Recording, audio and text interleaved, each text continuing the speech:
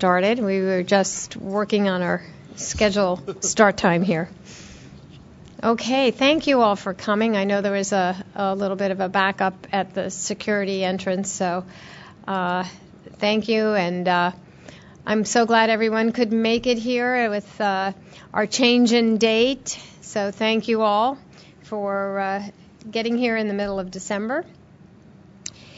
So let's see, we have a couple of quick announcements, but before that, why don't we go around and just introduce ourselves. I'm Debbie Berlin, Chair and representing the National Consumers League. Ed Bartholomew with Call for Action. Mitsuko Herrera with Montgomery County, Maryland. Julian Goldman with Partners Healthcare. Robert Jaron, Qualcomm Incorporated. Good morning, Merry Christmas. Mark DeFalco with the Appalachian Regional Commission. Hi, good morning. Ann Bobeck with the National Association of Broadcasters. Hi, Donna Reinex with Verizon. Stephanie Pody with NCTA. Krista Witnowski, CTIA, the Wireless Association. Charlie Ackford, National Association of State Utility Consumer Advocates. Chris Baker, AARP. Ken McEldowney, Consumer Action. Irene Leach, Consumer Federation of America. Latha Hamlin, Hearing Loss Association of America.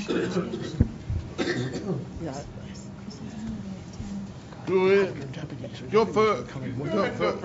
So if she gets her remarks, turn it over to the deputy. Fernando LaGuardia, Time Warner Cable. That's for you to send around the signage. Claude Stout, Deaf and Hard of Hearing Consumer Advocacy Network. Louisa Lanchetti, T-Mobile. Steve Posios with the American Consumer Institute. Barry Mansky, the Digital Policy Institute. Are we doing a mic? Yeah. Oh, right there. I'm sorry. Paul Schrader, American Foundation for the Blind. Hi, everybody. It's Scott Marshall. Is there anyone on the phone line? Douglas Trauner, Health Analytics Services, thecarrot.com. Andrea Quijada, Media Literacy Project. Okay. Anyone else?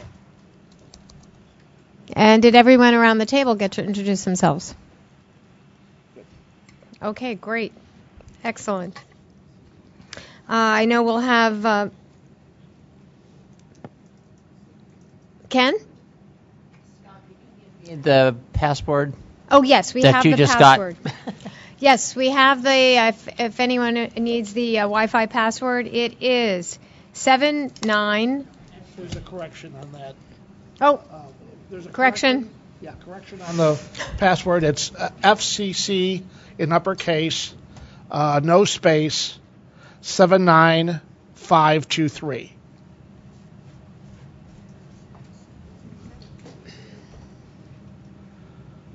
Thank you, Scott. Sure. Excellent. I know we will have an additional person on the phone in the afternoon. Amina Fazula will be on the phone this afternoon.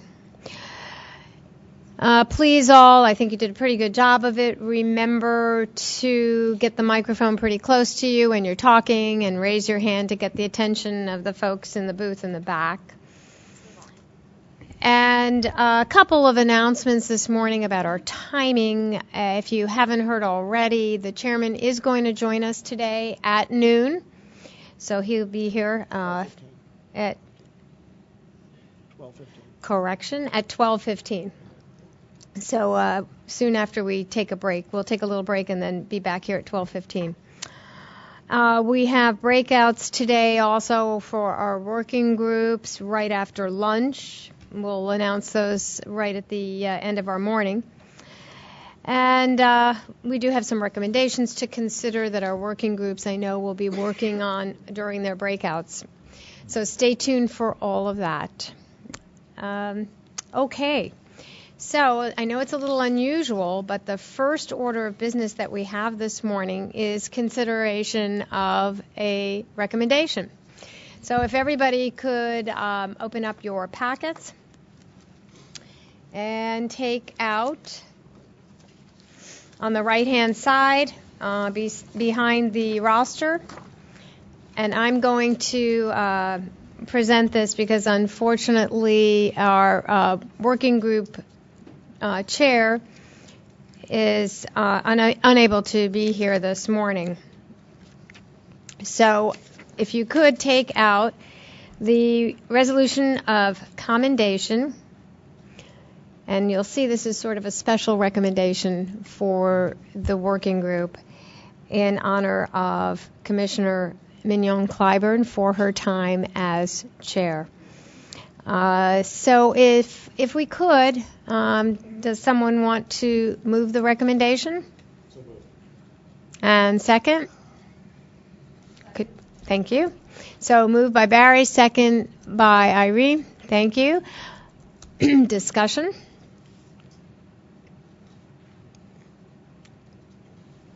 Anyone have any comments to offer? Or?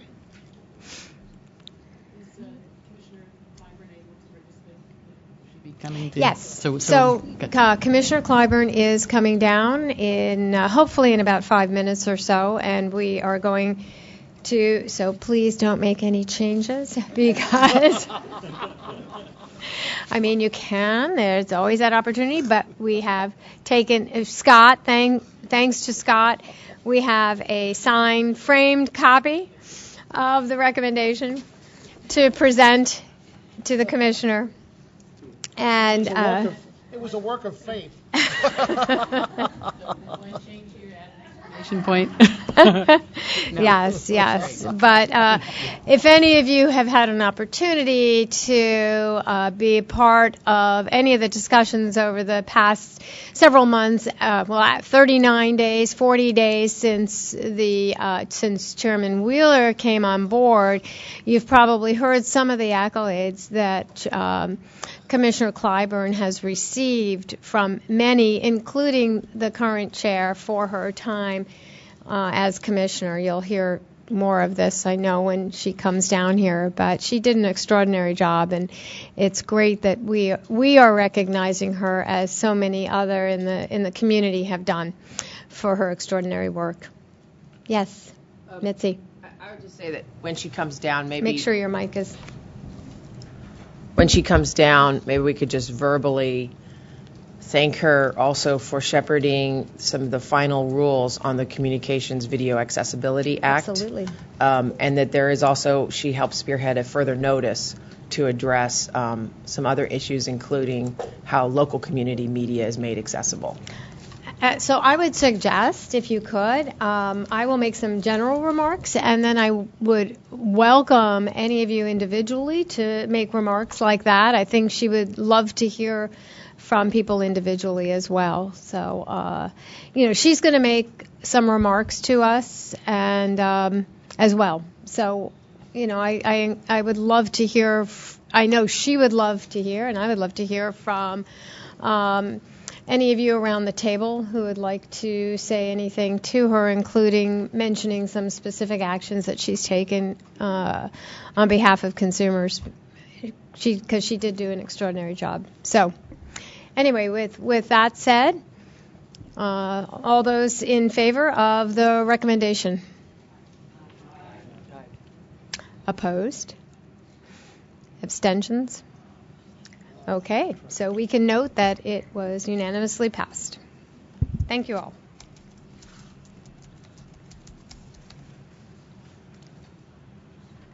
And now would be a perfect time for her to walk in. But as you all know, the CAC never works on perfect timing until we are ready to adjourn. So let's see, Scott, do we have any business that we can conduct while we are waiting for the commissioner? Yes. Okay, well, we might as well take care of some forward business. We do have, Scott and I did do some thinking about dates for 2014, something we have not done previously, but we did do it this time, and we came up with some dates for some of our meetings for 2014. So I'm going to turn the mic over to Scott now to share those meeting dates with you. So hopefully this will really help with our calendar planning, and hopefully we won't have things like shutdowns or horrendous storms or anything like that to change our dates. But Scott? Okay, am I on here? Yeah, I think I am. The next two meetings of the CAC, I should preface this by saying our charter expires October 23rd of 2014. So our effort was to get three plenary meetings in before that happens. And we have two meetings already scheduled for the 28th of March and the 25th of July. These are traditional Friday meetings. And then we've got some dates that we wanted to run by you for October, which are not Friday dates. And we were concerned about how you liked a Monday meeting like we're having today, whether that was a problem for those of you who travel. But the dates that we have potentially for October would be the 14th, the 20th, or the 21st. The 20th being the Monday. So it's Tuesday, Monday, Tuesday. 14th, 20th, or 21st. Any thoughts about a Monday date? Is that a problem for anybody? Ken has his hand. Ken? So does Irene. Go ahead. Why don't you? Yeah, go ahead. I'm blinded by the lights up here, so Ken, yes. Go ahead, Ken. My family loves me flying out on Sunday. That was one concern we had with Monday meetings. It does mean that anyone who travels has to leave on a Sunday, which we've tried to avoid in the past. So Ken, you're saying try to avoid Mondays? Try, but if worse comes to worse. Right. And Irene? My teaching schedule is going to have me in the classroom on Mondays next fall. Okay, that's helpful to know. Yeah. I have no strong preference of the day of the... Bring the mic. We can't tell if it's... Sorry. We think it's on, but... Although I have no strong preference for the day of the week, I would prefer not to meet on the 14th of October if possible, since I know that I would have to miss that meeting. Okay. That one is not the Monday. Is that Was right? it? Okay. Was the 14th one of the options? Yes, it is. It was one of the options. 20th and 21st, I think. Right. So it's okay. Like the 21st. Okay. The 21st. Looks like a popular 21st looks popular like one. the most acceptable date. Okay. Tuesday, yep. Okay. We'll work on that. Mitzi? Let me just ask about... bring the mic forward. Let me just ask about the July meeting date. Is there any ability to move that, I think maybe forward in July? Earlier? Earlier. It just is a time when I think a lot of people traditionally are out of town the last week of July, first week of August. Yeah, what we also try to avoid with that summertime are conferences. There are a lot of conferences in June, and early July is a popular vacation time. Summer is difficult.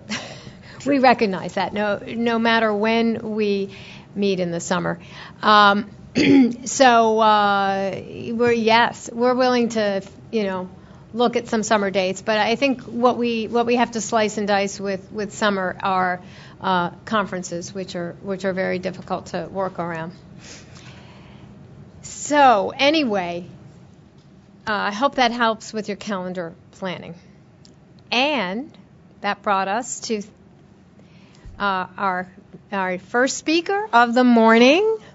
Welcome, Commissioner Clyburn. So come on up.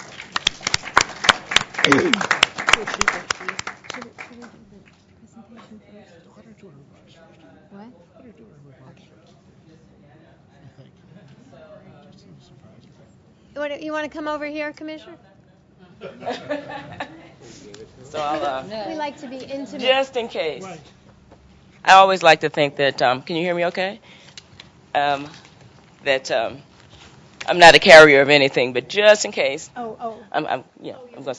Again, good morning, everyone, and thank you for allowing me to spare you.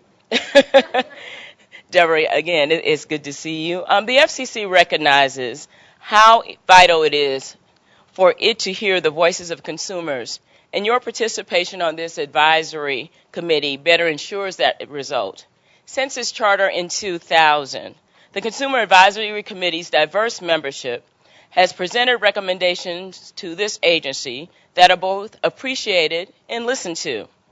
I clearly remember that day in September of 2012 when the CAC adopted a resolution urging the FCC to ensure that rates for inmate calling services are just and reasonable. 3 months later, we adopted a notice of proposed rulemaking that after 10 years finally sought comment on how to reform inmate calling service rates. This summer, the CAC adopted another resolution on inmate calling and reiterated its request for the Federal Communications to move quickly and bring resolution to this long overdue issue. I am pleased to say, while as acting chair, the Commission moved on your recommendation and is now on a path to providing relief for the millions of families, friends, and communities that have for far too long been paying unreasonable rates just to stay connected.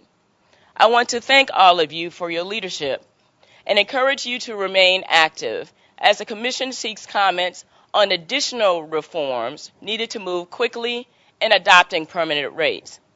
Another area receiving a lot of attention lately is IP transition. The CAC has a subgroup on this, and later today I understand you will get an update from Patrick Haley of the Technology Transitions Policy Task Force. Technology transitions present unique opportunities for consumers. For many, particularly those with disabilities, technological advancements have truly been life-changing. Barriers are being broken through texting, face-to-face video, and other services. And consumers with disabilities are increasingly having on-par exchanges with their peers. I am excited, just like you, about the future as it holds incredible promise for the delivery of innovative services, higher capacity speeds, and the introduction of next-generation 911 services with features such as video calls, which should provide more reliable and redundant public safety networks. As many of you know, Chairman Wheeler has announced that the Commission will consider an order on technology transition trials next month. I commit to you that I will continue to be an advocate on behalf of consumers and will remain, just like you, focused on how the trials and proposed trials and reforms will impact consumers. Finally, I would like to commend this committee for its work on mHealth. Over the past few years, we have seen the FCC work in collaboration with other federal agencies and public and private companies to enable terrific transitions and improvements in the delivery of care and medical treatment innovation. But in my opinion, in order for any of our mHealth policies to be successful, we must consider the interests of all communities. Just as this committee has provided useful recommendations in the areas of universal service and inmate calling services, I am also asking you to keep the FCC focused on consumers in every community when it comes to mHealth initiatives.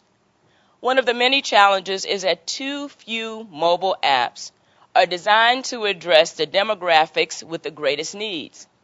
Patients over 65, among the top users of healthcare resources, yet when it comes to app downloads, they are among the lowest users. Retrofitting solutions to be accessible for seniors and those with disabilities is both costly and expensive. There is a difference. So a closer collaboration between the developers of mHealth solutions and their intended users will yield not only more useful, usable, and accessible apps, but also opportunities for innovations in areas of greatest needs. Individually, we will never be able to solve the challenges of our health care system, but by working together, we can harness the power of technology to improve the quality of health care for all.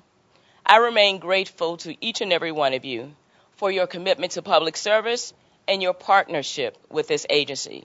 Thank you once again, and have a safe and happy and healthy holiday season. Thank you.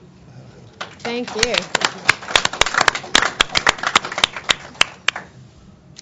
Well, we'll get to any questions in a minute, but we actually want to start off with one thing very important for you, and that's that our Consumer Advisory Committee just recently passed a recommendation that's really important for you to take note of. And I'd like to read the first line of it. Whereas Commissioner Mignon Clyburn took the occasion of her 6-month tenure as acting chairwoman of the Federal Communications Commission to work with Commissioners Rosenworcel and Ajit Pai, too, and then it goes on to list a number of important actions.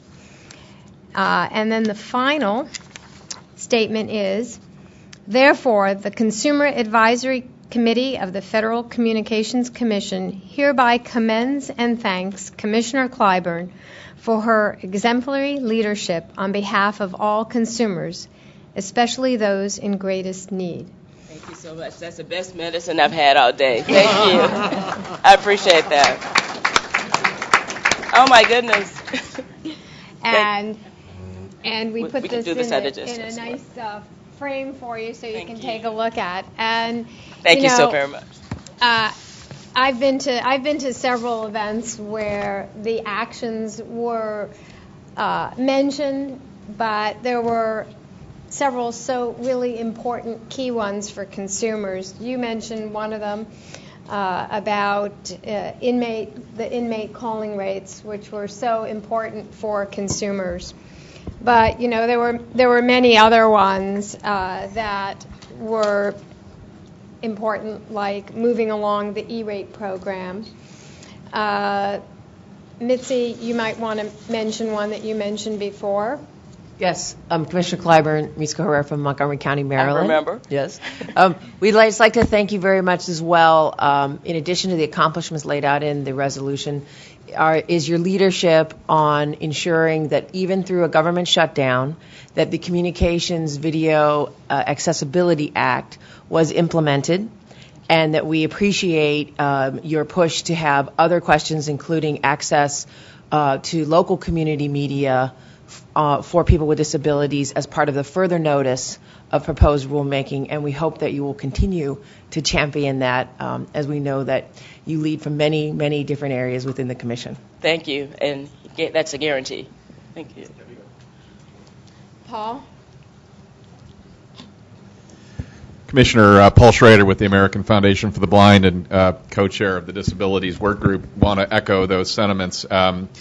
You have made disability a priority in probably the most natural way that any commissioner has, which means a lot to us. It's something that it's part of your DNA. You seem to speak about it in every context, which is great, not just when you're talking about the CVAA, and not just when you're talking about something that is specifically related to disability. mHealth, you just gave us an example of the way you naturally refer and instinctively know that people with disabilities need to be part of the fabric of communication. So we very much appreciate that. That's been part of your work as commissioner. It was certainly part of your work during your chair of the commission. And as Mitzi pointed out, you led the final push on one of the more difficult rules as we tried to negotiate what to do with TV equipment and how to deal with jurisdictional challenges that were part of that effort.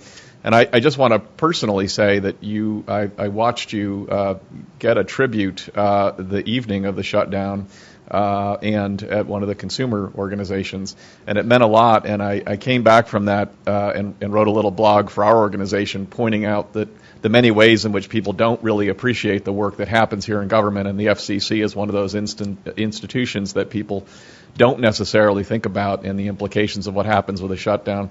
But I wanted to say that that meant a lot personally, but also your work in making sure that these rules got finalized under CVAA, as Mitzi pointed out. The commission hit every deadline except the one that it couldn't because it was shut down, and came back and hit that final rule within a few days of the shutdown. So obviously that work had already been well underway. Much appreciated, and I know the disabilities community has really looked to you as our leader in the commission, who has taken on our issues with such great respect and forcefulness. Thank you so much. I always say, regardless of the title, I will remain an advocate. So thank you very much. I appreciate it. Olivia has something to say, and then Robert. I just wanted to thank you, Commissioner, for your steadfast loyalty and being such a great champion of the Lifeline program. That is very important to many around this table, and we've looked to you as like our beacon of hope. And so thank you for keeping it the good fight. Well, Olivia, it is not over. I am in it for the long haul. Yep. In part, just to piggyback on what Paul mentioned, is the fact that there are significant opportunities. I had one carrier that come in, that's a Lifeline provider, that talked about how they're making free of charge engagement to some healthcare providers. What we're talking about, individuals in the most vulnerable of communities, and a lot of that vulnerability is centered around the healthcare or the lack thereof. So if there are any innovative ways that we can encourage, some duplications of this particular that I found fascinating, I'm going to do everything I can to reaffirm not only how important Lifeline is, but how as it relates to every critical need of the community, Lifelines can be a conduit, including broadband, including engagement, including the SMSs or however you get your text engagement. And so, no, I am definitely in. You're going to hear I'm in it for the long. Maybe that's why I'm a little under the weather. In it for the long haul with this. But that is so important for us to, no matter how difficult the fight, that we need to, articulate succinctly and forcefully how important this Lifeline program is for all. Robert? Yes. Commissioner Clyburn, Robert Jaron with Qualcomm Incorporated. I'm seeing you every week, Robert, yes, exactly. So I'm going to blame you. Yeah, I'm going to blame you for how I feel. You probably could. On behalf of the three co-chairs of the mHealth Task Force, who are now the three co-chairs of the Healthcare Working Group with the Consumer Advisory Committee, we would really like to thank you and appreciate all your efforts in broadband access and spectrum availability in healthcare, and particularly rural healthcare. You championing several pilot projects and really being on the forefront of getting the message out that these types of technologies are really changing healthcare delivery in America is extremely important. We really thank you for all your work and look forward to your continued work. Thank you. And absolutely, Robert. As a sort of a preview, I'm going to affirm to you that if there are three priorities for 2014 for me, healthcare is number one. So look forward to I look forward to more engagement with all of you in that end. I thought I saw Irene. Did you have something? I was just saying thank you. Thank you. Well, I appreciate it. So again, thank you. And if there's one thing that's especially sweet about giving you this recommendation today, it's that we're not doing this to thank you and say goodbye. We're doing this to thank you and say we look forward to continuing to work with you and to continue to look forward to the great work you are going to do on behalf of consumers going forward. Thank you so much. I really do appreciate starting my morning off with such an incredible recognition. And again, thanks to all of you for giving me the wind that I need to keep moving. Appreciate Excellent. it. Thank Wonderful. You. Thank you.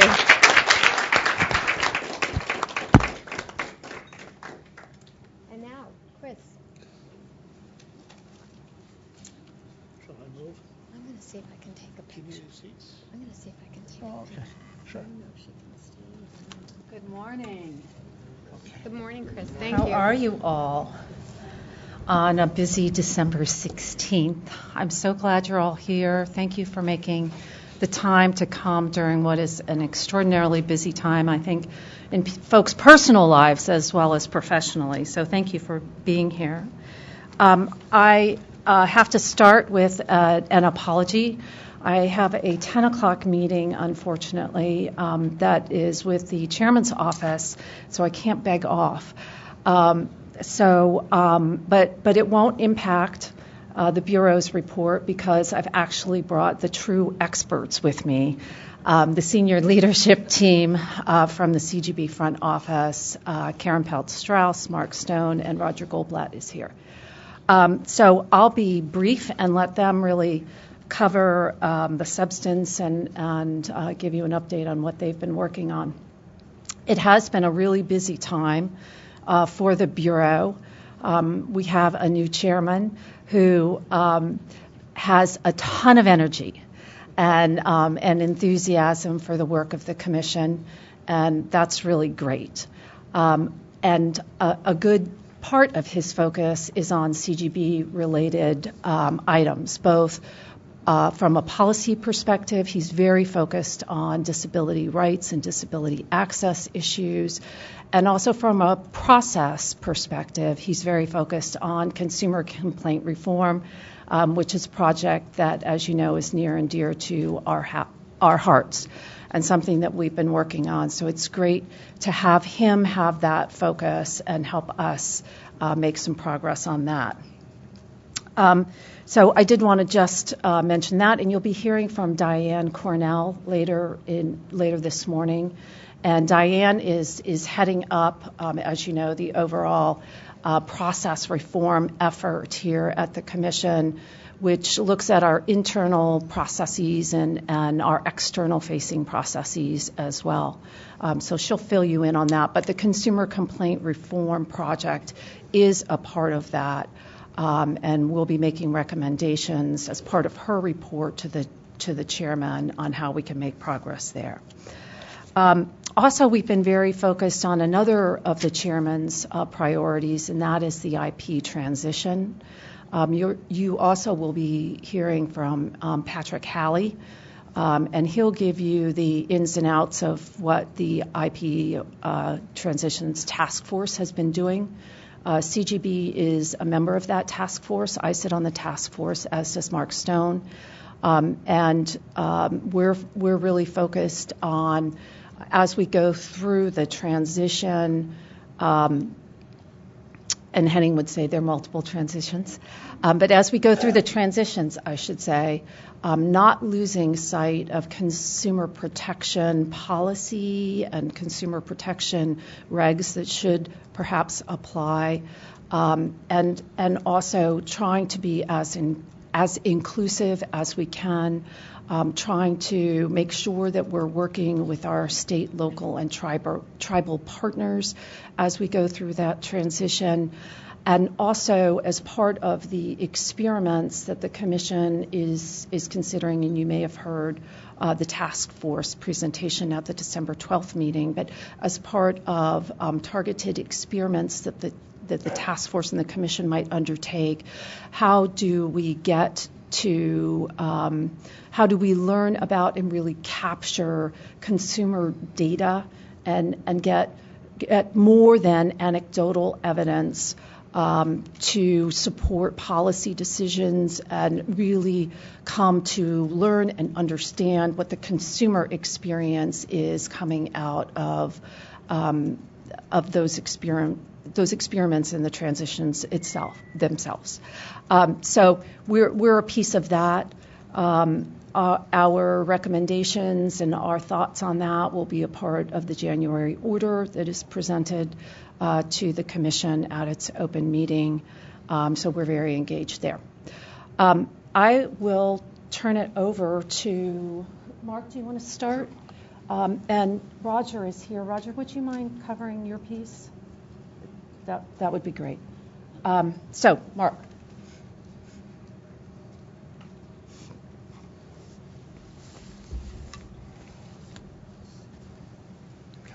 Yeah. Welcome again to the FCC and today's meeting. It's good to see all of you here today. I'll give you a brief overview of what we've been doing in the consumer policy area of the Bureau since you last met. First, cramming. As you may recall, in April of last year, the Commission adopted new protections for wireline consumers. I should say consumers of traditional wireline, not VoIP, including greater separation of charges on bills to help consumers detect cramming and disclosure of blocking options if those are offered by wireline providers. For those that don't know, cramming is the placement of unauthorized charges on consumer bills. The Commission, after it took its action last April, also sought comment on whether it should consider additional protections for wireline and wireless consumers. This past September, the Commission sought to refresh the record in light of new arguments and fresh evidence the Commission heard in its cramming workshop this past April. Comments on that refresh came in November 18th, and replies are due today. Next, the area of robocalls and unwanted text messages, which are big areas for us. As you may know, the Commission's new, more stringent rules for telemarketing robocalls went into effect in mid-October. Among other things, the rules require that telemarketers obtain consumers' written consent to receive these calls, whereas either written or oral consent was enough previously. The new rule requires that telemarketers let consumers know that those calls would be made by an auto dialer and that their consent to those calls is not a condition of sale. We recently received requests to clarify whether those new rules apply to consumers that gave written consent under the old rules, which didn't require those two consumer notices. The Commission has sought comment on both of those requests. Finally, on the subject of text messages, we've received several requests for clarification of the Commission's requirements. Among these is a request by a company called GlideTalk. This is one of the more interesting cases we have before us. GlideTalk provides a service that can best be described as video email or video texting. It allows consumers to send each other video messages via text that can be viewed at the recipient's leisure. GlideTalk sends invitations to its customers' contacts, the contacts that are in the customer's phone, to join the service. So the question presented to us is whether it is GlideTalk that sends these messages or the customer that sends those messages or invitations for purposes of the TCPA. The Commission sought comment on GlideTalk's petition. Comments are due January 3rd and replies January 21st. So that's just one of the many TCPA petitions that we have before us. And this is wanted to highlight this because it's one of the more interesting petitions that really showcases some of the things that are being done out there in the mobile world. So with that, Why don't you stay and I'm okay. Okay. Very good. And then questions. Okay. Thank you. Hi, Karen.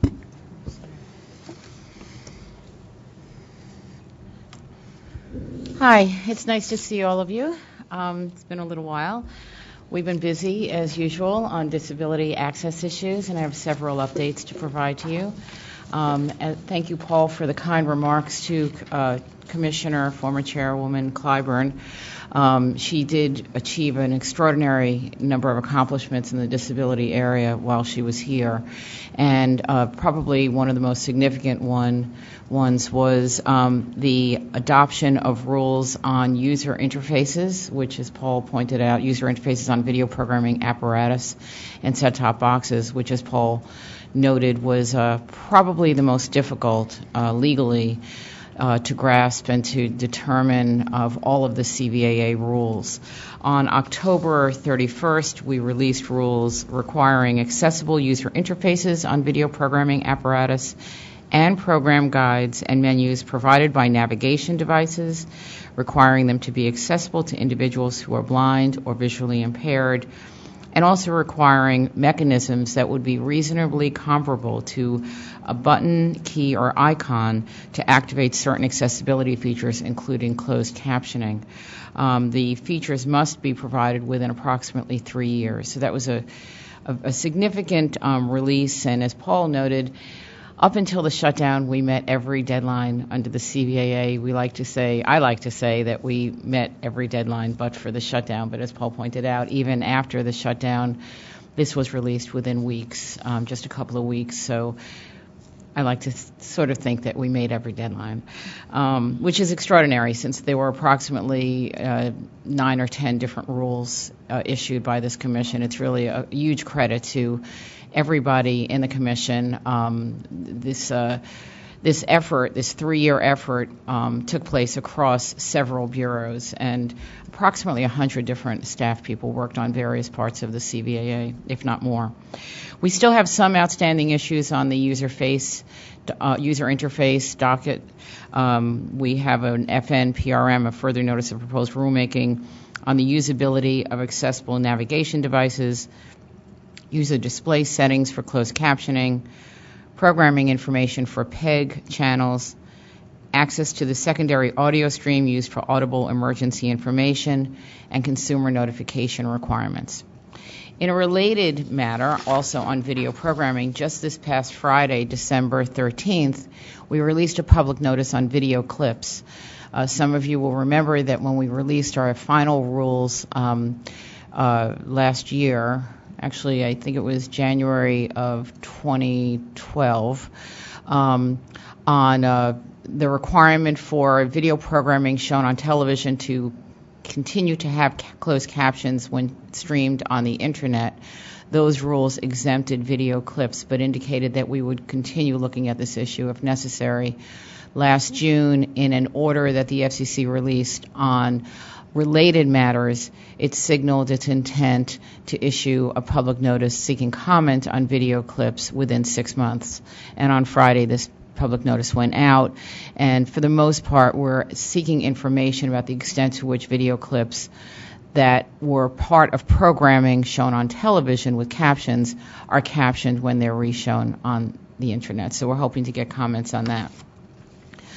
Also in CVAA news, this past October 8th was a huge date for us because that's the date that the Advanced Communication Services rules requiring accessible advanced communication services and equipment to be accessible to people with disabilities went into effect.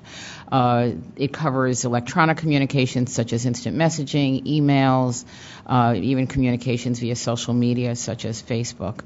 Generally covers interconnected and non-interconnected VoIP services and equipment as well.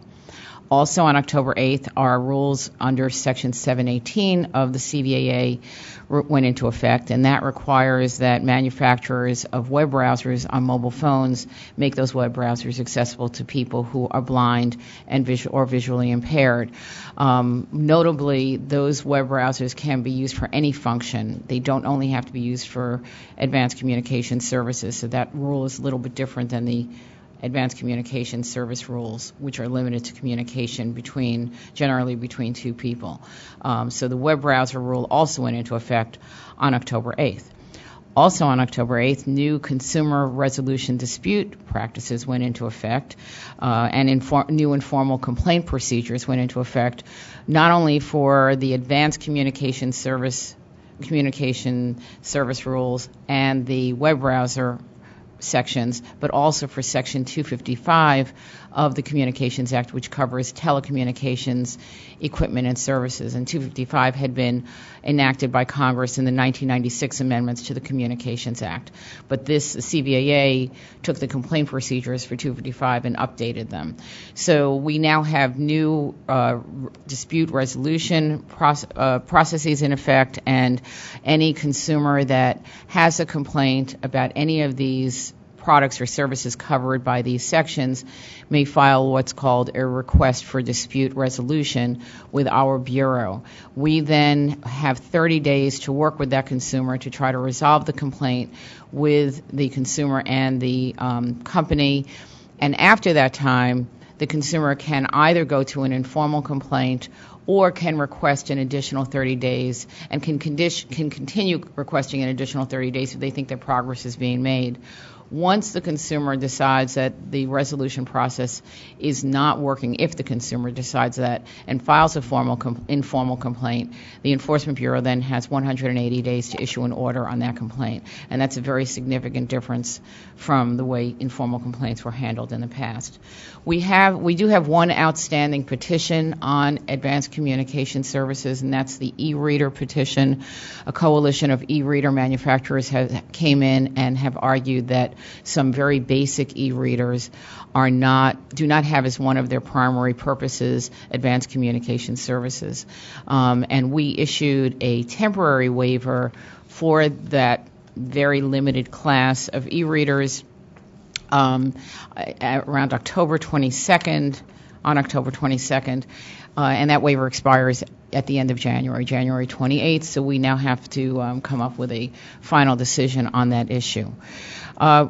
Also, we have some other deadlines coming up. January 1st, 2014, which is just in a few weeks, our requirement for apparatus that receive, playback, or record video programming must begin complying with the Commission's closed captioning, decoder, and display rules. And what that means in layperson's terms is that all kinds of tablets, cell phones, video programming apparatus that you use in addition to traditional televisions, all will now have to pass through captions or display or render captions. There are some defenses to it. There is an achievability, technical feasibility, et cetera, that type of defense, but generally the requirements are designed to recognize that our population no longer only watches television on traditional TV sets.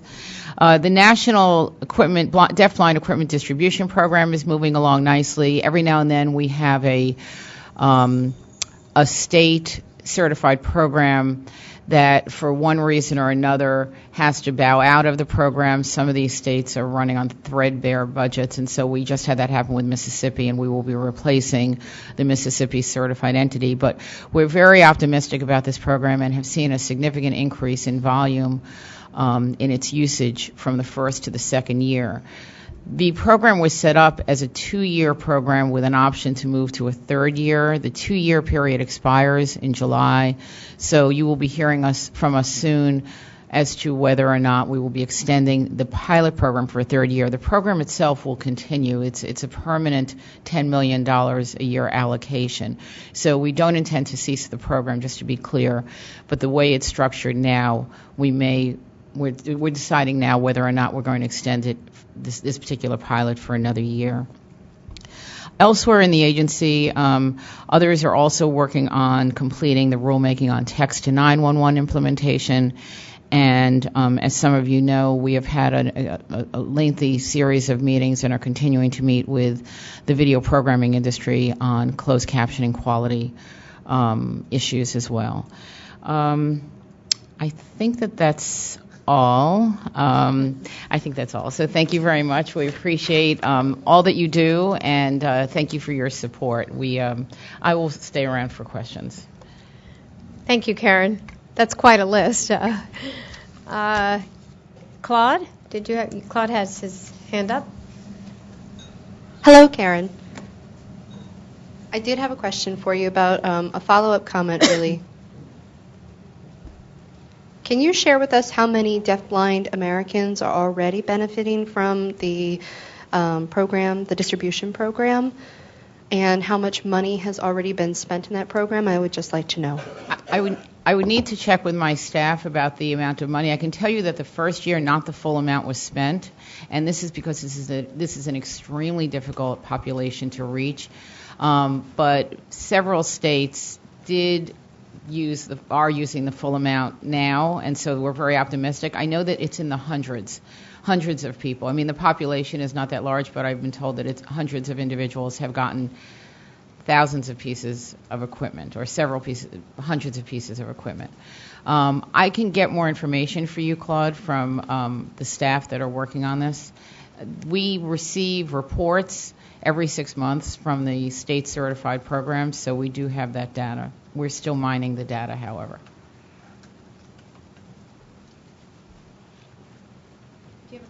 Thank you. And I just wanted to thank you, Karen, and your staff for organizing the business meetings and helping to get the industry in line as well on that. So we really appreciate the participation in the process. So thanks to you and the others on your staff. Thank you. Could you just give a little bit of background on exactly what the equipment is doing and who the target audience to receive it would be, because there may be things that we can do to help promote awareness of it. Absolutely. So the equipment can be virtually any type of equipment that provides communications. And what's nice about it is it doesn't have to be, quote, specialized equipment designed specifically for people who are deafblind. It can also be mainstream equipment. So, for example, some people have gotten iPads with Braille displays. It's for people who have extremely low vision and extremely low hearing. So the deaf blindness is a continuum. You don't have to be completely deaf and blind to qualify for the service. There are some eligibility criteria that are built into our rules, but for the most part, it's equipment that is designed to enable people to communicate. Did you ask something else? So part of the reason I ask is, so Montgomery County, like many other counties, has advisory groups like the FCC on disabilities, and there are a lot of the more active people in the community who can be very good conduit to get information out are there. So one, can I just request from Scott, can you, after the meeting, just send the links to the information so that we can help make people aware of what the criteria are and the process? So I can even give that to you. It's ICANN Connect. I believe it's icanconnect.org, but if you just Google ICANN Connect, that is the name of the outreach program that's been run by the Perkins School for the Blind in Massachusetts. And I will say, they have done a remarkable job in using the little amount of money that we gave them to stretch those dollars. They've had ads in People magazine. They have an ad on television. But they are the outreach entity. So you will find, I think, a plethora of information at that site. I do want to mention that the people that qualify for the program do have to be low income. So it's 4 times the poverty level. But that's required in the law. So we didn't have any say in that, just to be clear. Nevertheless, we are finding, as I said, that an increasing number of individuals are using the program. And I'd be happy to follow up with you if you want to speak to me directly, and I can put you in contact with the individuals in the Disability Rights Office that are working on this. Great. Thank you, Karen. Roger.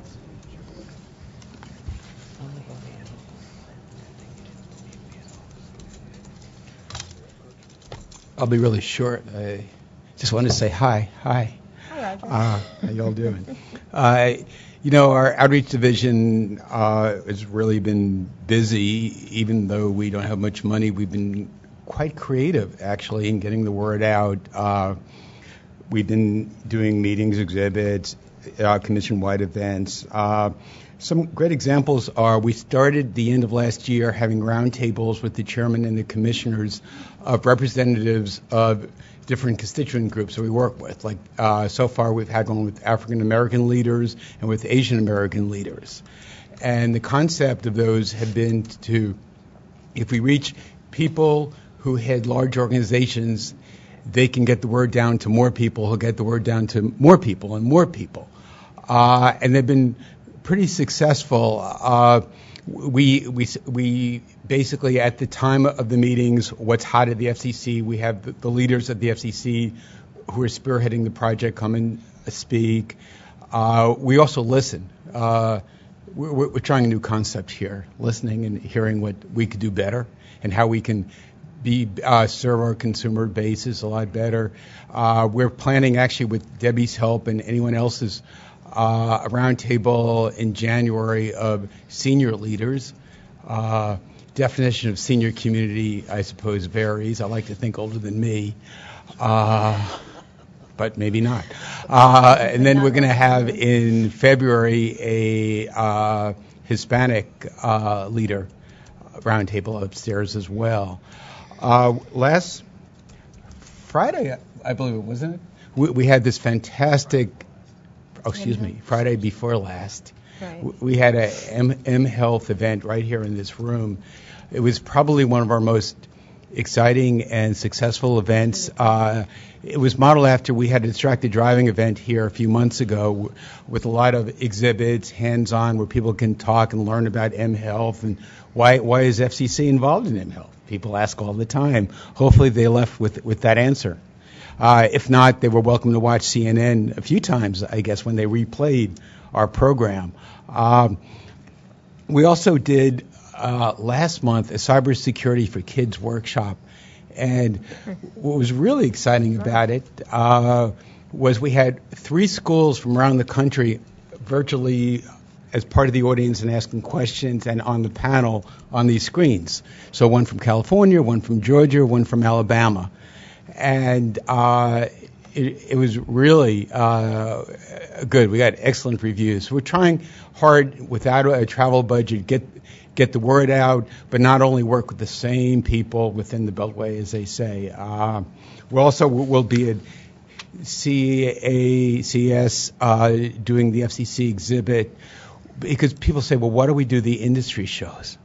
Well, industry people are obviously consumers as well, and you'd be surprised the kind of questions that we get. Typical consumer questions, how come the COMM Act isn't working, or whatever. We had probably 20,000, 30,000 people that come to our booth. So with our limited money, we figure, how can we get the word out to the most people? We're also getting more involved with the public-private partnership initiative. So if any of you want to work with us on events, any sort of projects, or anything we can do to help, give me a call. You can reach me through Debbie or Scott. We're really open. We have a good team. We really try hard. And, for instance, one of the recommendations that came out of the African American Roundtable was, it's really great that you're meeting with us now, but how do we keep abreast of what's going on that really affects consumers? So we're developing a little newsletter following up on Commissioner, formerly known as Chairwoman Clyburn's Hot Topics. I don't know if any of you got that. We're doing something like that every other month now on what's hot in consumer lingo for consumers. And we kind of translated. We're also translating into English a lot of the FCC documents. So these are things that we're going to be posting our own page that's going to even take the consumer documents that are out there and make them even simpler. We're trying something new. We're trying to actually get things out that are not legalese or are not really technical, that have graphics, but really teach consumers what's happening at FCC. Don't always believe everything you hear, because sometimes word gets kind of a little slanted. But anyway, outreach is really moving, and we're getting there, and anything you guys can do to help, our arms are open. We really appreciate it. Thank you. Thank you. Does anyone have any questions for Roger? Or for Mark? I don't think we ever did questions. Oh, Mark's gone. Mark's gone. Uh-oh. Did anyone have any questions for Mark? We will have our consumer working group, so if there are any issues that come up, we can pass them along to Mark. And I think Chris did say she was going to try and come back to the CAC today, so if we had any questions for Chris, she'll be back too. Thank you so much, Roger and Karen. Thanks for sharing, and great information. Okay, we actually are right on schedule. We have time for a 10-minute break. So if everyone, almost 15 minutes. If everyone could be back in the room promptly a little before 10:30, so we can be ready for our next speaker right at 10:30. We have Patrick Haley, who's with the Technology Transition Policy Task Force. Thank you, everyone.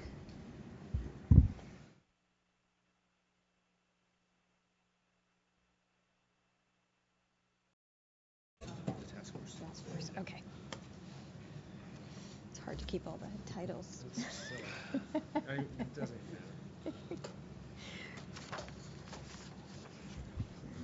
Welcome back, everybody. Well, I'm really pleased that Patrick Haley could be here and join us this morning to talk about the Technology Transitions Policy Task Force. They had a big day last Thursday before the Commission presenting their report to the Commission in preparation for an order in January. And Patrick's going to talk to us about that. Patrick is Deputy Director of the task force and Acting Director of the Office of Legislative Affairs. So thank you very much, Patrick, for joining us this morning. Thank you. Pleasure to be here. This is the second time I've done this a version of this presentation for this group. Is your mic there? I think it is. Can you hear? Okay. Great. Thank you. It's always a pleasure to speak to this group, and in all seriousness, we very much appreciate the input that you all provide to us, and a lot of what I'm about to talk about is all about consumers. And so, A, it's important that we're here, and B, it's important that we hear from you, as we already have, and I hope we will continue to do so. So, as was just mentioned, the Commission, at our open meeting on Thursday, there was a presentation by the director of this task force, which is Jonathan Sallet, who's also our acting general counsel. So that presentation is similar to what I'm about to say, and it's on the website at fcc.gov. So if you haven't seen that, there's a presentation on the main homepage, and there's all the commissioner statements in reaction to that presentation. So you can sort of get a feel for where the commissioners are at if you take a look at those statements. So I want to start with, let's see if this works. Where do I aim? Click? Anyone? Is it working? You have to be closer to the... okay, you might, well, let's see. Why don't I just use that? Why don't I just sit over there? Yeah, you might have to be closer to the computer. That's fine. No, he says no. Uh-oh, hold on. The tech person here. Here we come. The tech person is coming. Rescue us here.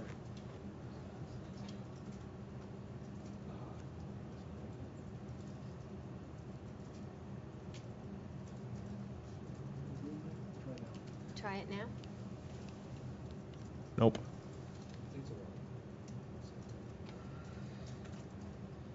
All right. Technology transitions here at the FCC, folks.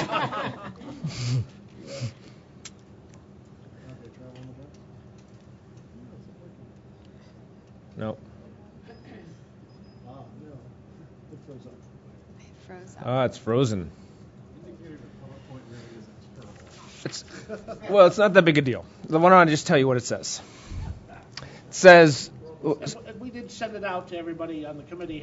Has okay, good. A copy of it, along with the links. That great, you excellent. That's very helpful. That's good to know. Yeah. Okay, so the point here on this slide, it's the second slide, is, and I had used some data before in a presentation to this group from several months ago, and even since then it changes so quickly. But the main point here is that, there we go, how about that, is what we all know, right, that these transitions are ongoing. This is not a new thing in many ways, right, the transition to IP, whether it's in wireless or wireline technologies, the transitions have been going on for a while now. So, for example, from even just recently, from 2009 to 2012, you can see a fairly rapid decline, almost 10% annually in wireline, traditional telephone lines. Whereas on the IP side, and that includes cable, which is all IP telephony at this point, and the over-the-top stuff like Vonage, you're seeing it go up, an increase in subscriptions of 17% annually over the last 3 years, from 2009 to 2012. Probably even higher if you actually had the 2013 data here. And of course, wireless, even though we're all so saturated, some of you probably have 2 wireless phones, it's still rising at about 4% per year as folks abandon their wireline phones and go wireless only. So now we're looking at almost 40% of households that are wireless only. Folks in the 25 to 30 demographic, it's over 60%. So this is happening, whether the FCC does anything about it or not, or the states. These transitions are occurring in the marketplace. What's fundamentally different? Yes. Can I just ask one clarification? Mm-hmm. When people subscribe to a triple play of services, so they may have cable, video, and telephone, and they get it as either a VoIP or a digital telephone, but it is not POTS from the traditional ILECs. Is that counted in your report as that they still have a wireline telephone, or do they fall out? It's counted as falling out of retail switched access lines, hence you see the drop, and it is counted in the interconnected VoIP subscription. So like Fios Digital Voice or Comcast Digital Voice is counted as a VoIP subscription here. Okay, so when you say then, can you go back to the slide? Okay, so in the retail switched access, that's showing people moving away from their POTS lines. It shows them in their VoIP. But when you go to the next bullet, full bullet of 40% are now wireless only. That's neither VoIP nor switched access. Okay. It's just pure wireless. That's all they have. Thank you. And the first data comes from the FCC's local competition report. The second data comes from, it's a CDC report that they do. Yes, there's another question. How does that vary by geography? How does that vary by geography? I don't have the numbers by geography in terms of state-specific or rural, urban. Right. I'm thinking that particularly rural, urban, and so forth, you're going to have a lot of difference in terms of what these show. That's a very good point, and something that I want to come back to, because I don't have the numbers right here in front of me. I can try to get whatever best data I can on the rural, urban differentiation. But what I think is most important about these numbers is all of this is voluntary, right? So 40% of consumers going to wireless only, or 60% of the younger demographic, or folks transitioning from their traditional POTS phone line to an IP-based phone line, it's 100% voluntary today. We're starting to get to a point where it's not going to be voluntary necessarily. And I think that's the big aha moment I've had recently, and I think most relevant for this group is, what do we think about it when it's not voluntary? When a carrier, for economic or regulatory reasons or business decisions, decides they're not going to offer the traditional POT service, they're only going to offer a wireless service, or they're only going to offer an IP service. And we're starting to get to that point where it's naturally, for economic and business and regulatory reasons, it's starting to enter the mind of the traditional providers as to whether or not they want to maintain their old services and offer the new services, or just start phasing out their older services and moving forward with pure IP, wireless or wireline offerings. And so that is kind of the big issue that this task force is looking at, and the commission. So then, to the next slide. I'm not going to go over this. The only point here is that there's multiple transitions going on. People use the term IP transition as if it's sort of a one monolithic issue. It's not. You have changes in protocols from what we used to call time division multiplexing, TDM, to IP. You have changes in physical networks from copper to fiber, for example. And there are interesting issues about all of these transitions. It's not just one thing. And I won't go into the technical side there. And I'm going to blast through some of this stuff because I've already presented this before. But we established our task force last year, about a year ago. We've been meeting for the last year. Since we were established, we put out for comment a petition that was filed by AT&T and the Rural Carrier Association, asking us to, AT&T in particular wanted us to approve some trials in a couple wire centers around the country where they would sort of transition their whole network and replace all of their TDM services with IP-based services. And we put that out for comment. We put out the Rural Carrier Association petition for comment. Hundreds of comments received on both of those, all over the board, to be perfectly honest with you, in terms of how folks felt about it. Some folks saying, yes, move forward. Some saying, you don't need to do trials.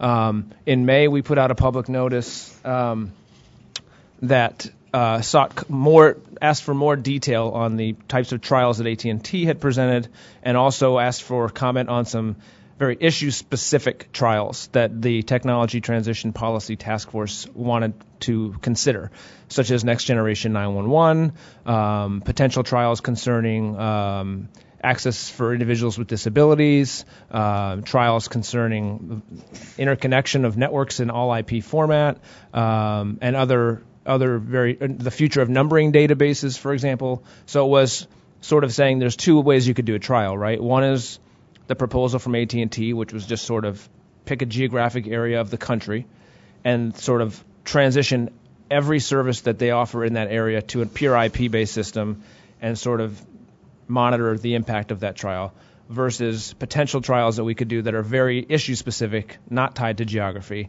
looking at things like NG911 or access for individuals with disabilities. And we got a lot of comment on those things. So this slide this is the way the chairman of the FCC, Chairman Wheeler, thinks about the transition. Sort of some fundamental principles here. The first is the FCC's role is to promote growth, competition, and innovation.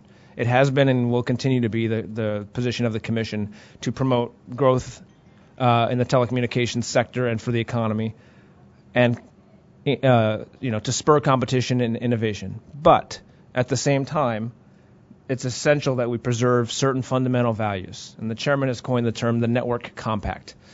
And there are essentially four main issues here, and I think this is shared by all the commissioners. One is preserving and maintaining public safety. 2 is universal access, which I'll come back to. 3 is competition, and 4 is consumer protection. And the point here is, the fact that we're changing technologies, that everything's going IP, whether wireless or wireline, does not change the fact that consumers have come to expect certain fundamental values are preserved in the networks that they use. There's sort of a relationship between the end user and the network provider, and technology doesn't change that fact. So 2 things. One is we need to preserve those values that consumers have come to expect. And second, as networks change and the capabilities change, we need to make sure that the opportunities that they offer are available to all. So preserve the fundamental values they've come to know, but ensure that the new capabilities that are made possible by changing technologies are available to all. On the universal access point, I think it's important to note a couple of things here. When the chairman talks about universal access, one, it's got to be physically available, right? We have to have networks deployed in all areas of the country, to your point about rural versus urban. So there's a deployment element. 2, they have to be accessible by all. It's not just about deploying broadband, it's what we do with the broadband once it's there. And so it has to be accessible to everybody who wants to get on that network. And 3rd, it's not accessible if you can't afford to be on it. And so there's multiple aspects of universal access that are coming into play here. So I will skip the next 2 slides, which are just quotes from all the commissioners on the transition. I already went through the task force actions to date, I think. I did. Good. And because I want to make sure we have time for questions.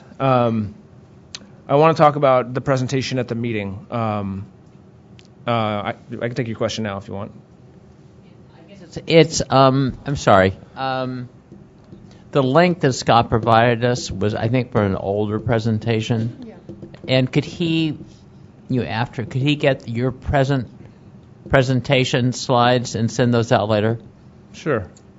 There should be 2 things you have. One, my slides, but more importantly, I think, are the slides at fcc.gov, which are on the homepage right now, which were from the task force presentation to the commission Thursday, which I'm about to talk about. Those are the ones. We have the slides. I think we have the slides from the task force presentation Thursday is what we have. That's what you sent around, Scott.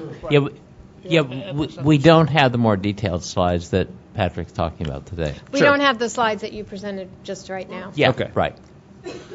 Another question. We can get those. Yeah. This is Lisa Hamlin. One of the things I'm really actually happy to hear you say that these services won't be accessible if you can't afford them. Our concern for people with disabilities, for example, who use analog CapTel phones or caption telephone phones, are already being pushed toward, like when Sandy happened. Mm-hmm. There are areas that they want to set up only IP phones, but people can't afford to get, and essentially shuts them out. It's not like I can get for these people, they can't get like a $10 phone that works with works with digital phone services. So I'm real concerned that they'll get lost because it's such a small constituency. So I'm wondering if this addresses that kind of thing at all.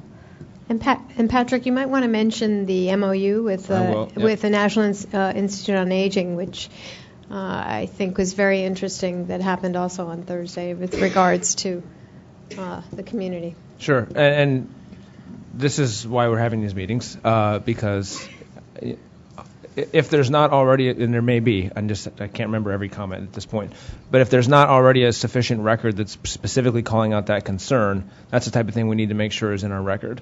But yes, those are the types of issues we want to make sure that we're aware of as folks transition. And what is the technical replacement if there's no longer a capability? And then B, is it workable, right? Can folks really access the system? I mean, can folks really continue to maintain access, or is it going to be prohibited because of cost or some sort of a technical issue? Those are the types of things we need to know about. So to the meeting on Thursday. So basically, the chairman issued a blog on November 19th directing this task force to develop an item for consideration by the full commission at our January meeting, which is January 30th. So we will be voting, the commissioners will be presented with an item which they will vote on January 30th. And he asked for it to contain three things. One is he wants an item that will obtain comment and begin a diverse set of trials and experiments, which I'll talk about. Two, he wants information on how the commission can better collect data and analyze and utilize that data to guide our policymaking decisions, whether as part of a trial or not. And then third, he wants the task force to put forward what I'll call a framework for how we go about resolving what are some very important legal and policy issues that are before the commission that impact this transition to an IP environment, all IP environment. So we're very busy working on that within multiple bureaus of the FCC. So on the first point on beginning a diverse set of experiments, AT&T has obviously put forward the most public request for us to move forward on trials, and so that is the one that's most known around the country and in this town in terms of what they've proposed. So I think you can think of this item in January as kind of a procedural item. It will say, we see value in conducting trials and experiments, right? We do a lot of our work through the notice and comment process here at the FCC, where we will see comment on something, we will get a record, then we'll make a decision based on the comments. There's also value, and we did this in the digital television transition, for example, where we did a trial to sort of say, let's do an early rollout of DTV transition in a market in North Carolina and see what the impact is on end users. And that was very helpful to us. And so in that regard, we see value in potentially doing some trials where areas of the country go all IP, or where we look at very specific issues to help determine what our policies should be. So the January item will invite experiments or trials. It's procedural in the sense that it will say, yes, we're open for trials. We intend to move forward with doing trials. Here's what you have to do to submit your detailed, very specific trial in order for us to essentially say, yes, please go forward with that trial. And the way it will happen will be, we will put out an order in January. It will say, these are the minimum things you have to include in your proposal. So, for example, where is it going to be? Is it geographically diverse, for example? Is it just in two parts of the country that are identical, or is it in various parts of the country that are urban and rural? Who may be impacted in the areas where you're considering doing this trial? What network modifications will be involved? What services that you previously offered, to your question, that were offered in a pure sort of TDM-based world are going to be discontinued? Or if they're going to be replaced with an IP-based alternative, what is it? How will customers be notified? Right, to my point about this isn't voluntary necessarily. If they're going to be sort of required to change a service that they currently use, how are you transitioning them? How are you notifying them? What's your timeline? Is this a 6-month trial or is this a 3-year trial? And I think very importantly for all of us is, what information are you providing to the FCC on the end user experience, and how transparent and publicly available will that data be? And who else has access to the information besides the FCC, for example? These are open issues, but these are the types of things that we are going to require. I can't say that for sure, right? We don't have an order yet. These are the things that are being considered that will be required in any sort of submission, regardless of who it's from. And we hope there's multiple trials, whether it's a sort of geographic-based trial or whether it's a very specific trial focused on a very specific issue. The way we envisioning these things happen would be we will adopt an order. Folks will come in with various trial ideas. Initially, we will require them to be filed within a certain amount of time, and then they'll be put out for public comment. So everyone around this table will be able to see what the entities are proposing. And then there will be a public comment period, just like everything else that we do. And then there will be an FCC action on how such trials will move forward if they do. So that is, yes. You're saying it's likely that the prospective trials would then be subject to comment, just to confirm? Yes. So we will put out an order. It will sort of what I'll call provide a procedural framework for what should be included in the filing. And I think you can think of it as must be included, some presumptions about what we think should be included, but the party has an opportunity to say, well, yes, that makes sense, or no, that doesn't make sense. And then some other things that, the party may want to file, even though we're not requiring them to, for example. And then, yes, that will be put out for public comment on, I don't know what the comment period would be at this point. And then at that point, we would decide whether and how to move forward. Yes. Part question. One would be, when do you see final approval by the commission of the trials? Mm-hmm. And the second thing was that in the previous slide, before I interrupted you, there was a fourth bullet on consumer protections. Mm-hmm. Could you expand a little bit in terms of the present thinking is in terms of what consumer protections there should be in the IP world and how that would compare with the old landline world? So I think it's a great question. Part of that will be, I think, a major element of these trials, and so it's lots of things, right? It's 911 access. There are issues of power, obviously, when you go from a TDM to an all IP where there's not power that comes from the central office, where it's sort of self-provided power. There's issue of if somebody's being transitioned from a wireline service to an only wireless offering, there's issues of wireless coverage, right? Is it truly a substitute if it's just wireless, depending on the coverage in an area? That could be an issue for some folks. I talked about price. One of the things that we learned in the sort of natural experiment of Fire Island was the concern about losing their data connectivity and having only a wireless data connectivity with potential caps, usage limitations affecting small businesses, for example. I'm not judging any particular element of that natural experiment other than to say there were a lot of discussions that came up among people who are impacted by it. So, 911 reliability, power issues, coverage issues, price issues, all the things we care about today, I think we will continue to care about regardless of the technology. So that's the trials. And yes. Have you thought about how, or could you talk about how the trials will end and what the transition happens at that? I mean, do we go back to where it was before? That's a great question. I can't tell you that I have an answer right now. At the point, so there's two questions there. One is voluntary versus involuntary, right? If a consumer wants to opt out and not participate in the trial, can they? And I don't know right now. We don't have an order yet. That's an issue. Second one is, at the end of a trial, what happens, right? Does it just mean the FCC says everything went well, continue on, or do we revert back to something? I don't know the answer to that. I think that's something that's very important that's under consideration. I should also say this, and then be happy to take Claude's question. The chairman doesn't think of these as technical trials, and he doesn't think of these as legal trials. In other words, trials, industry knows how to deploy an IP network, whether it's wireless or wireline. They've been doing it for many, many years. And there are complex legal issues that are at play here that are under dispute at the FCC among different types of providers. We don't anticipate solving those. We're not doing technical trials, and we're not going to solve sort of legal statutory issues within these trials. These are more end-user experiments.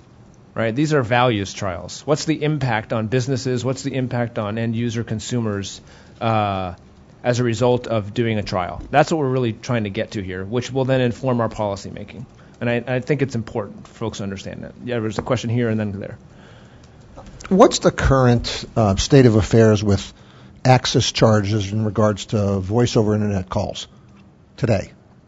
So we put out an order in our USF ICC transformation order in 2011, and there's I don't even remember, to be honest with you, because I don't want to get it wrong. But there's a definite regime. I'm sure Louisa could probably tell you.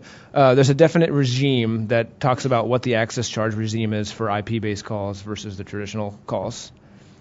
Okay, I thought there was, but then there was a decision that just came out from the Supreme Court that said that the FCC had never clarified the applicable access charges or local call terminations or whatever you want to call to voice over internet calls, which made me wonder as we go through this transition period if that's still out there as a big issue, and does it vary state by state depending on the state commission? And there were parts of the USF ICC order that were being legally challenged, and that almost seems like you need a decision on that before you go this next step. So that's an example of access charges. Yes, the 10th Circuit. We just heard arguments where we have a regime that we're sort of moving away from. Permanent access charges to a bill and keep regime. Shouldn't probably talk about that right now, but that's under. You're right. That's under court review in the 10th Circuit as to whether or not the regime that we put in place legally will be upheld. But that's a perfect example of the type of legal issue that we're not trying to resolve within a trial. It's something that the commission will just do through its regular rulemaking process. Claude.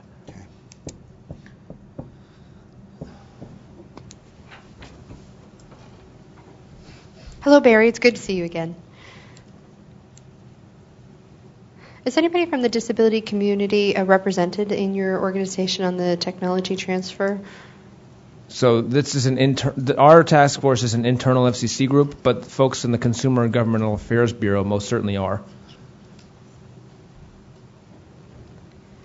Great. Okay. I'd like to encourage you folks then, when you're looking to make the final decision on that, or you're looking to make the report to the commission on the trial transitions, if you could then review some of the filings from Dr. Christian Vogler from the University of Wisconsin, from Gallaudet University. Greg Vanderhutten from the University of Wisconsin, and Dr. Christian Vogler from Gallaudet University.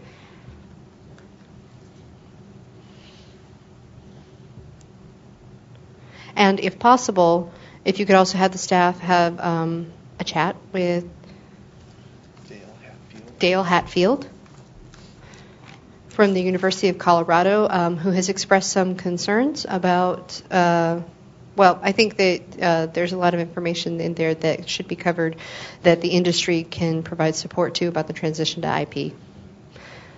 And AT&T and Verizon also have within their working groups some information, and we really appreciate the fact that we've been included and not being left behind or left out. We will do that. In fact, we were scheduled to have a workshop when the government was shut down, in which the professor from the University of Wisconsin was going to be one of our panelists, which unfortunately was canceled. So the only other thing I'll say, because I know we're running out of time here, is we are going to move forward on trials. While we will have an initial submission deadline, I think, in our January order, we don't anticipate it as being a one-time only opportunity. We anticipate it being on a rolling basis. So those who are prepared to come in with a trial proposal on X days after our order comes out, that's great. But we anticipate folks coming in over the next many months on a rolling basis with different potential trial ideas. Yes. And I'm not quite sure whether it's already gone out or whether there can be some emphasis.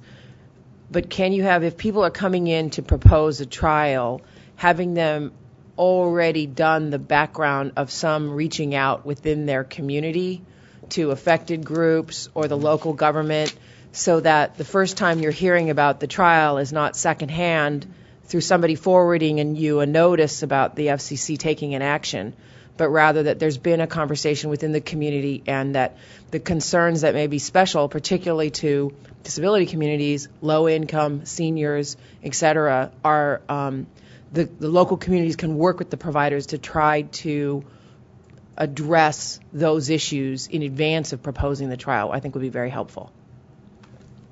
I agree. Yes. And we're going to have to move on, so. So the only other thing I will say is, in addition to the trials, we're also looking at gathering data outside of the trials. So, for example, one of the things we're looking at is working to improve our consumer complaint data gathering in a couple ways. One is making sure that as technology is changing, that the way in which we receive input from the public is best collected and categorized, so we have a real sense of. So let me just give you one example. If somebody calls to complain about whatever issue related to their Vonage service, it gets classified as VoIP. If they call to complain about their Comcast digital VoIP service, it gets classified as cable. That's not cable. It's a voice over IP phone service issue, right?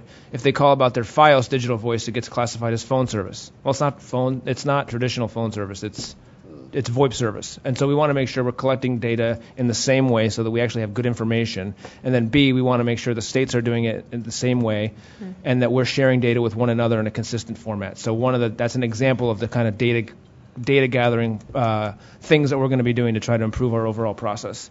And that's it. Oh, you raised a point. We did sign an MOU with the National Institute on Aging on Thursday.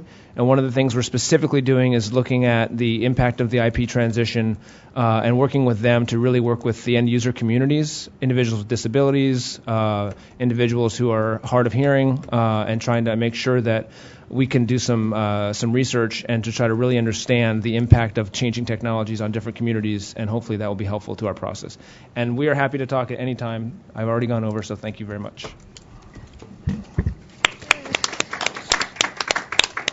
Thank you, Patrick. And I just want to pick up on one of the final things you talked about, the consumer complaints. This committee has been very involved in working on that process. So if we can be helpful to you, and I imagine we will want to look at that issue with you. So, right, and I think Chris Monteith was here this morning, right? Yes, so it'll be under her leadership that process is being good. led. Yeah. So we will probably be working with you on that. Great. Thank you very much. Thank you very much.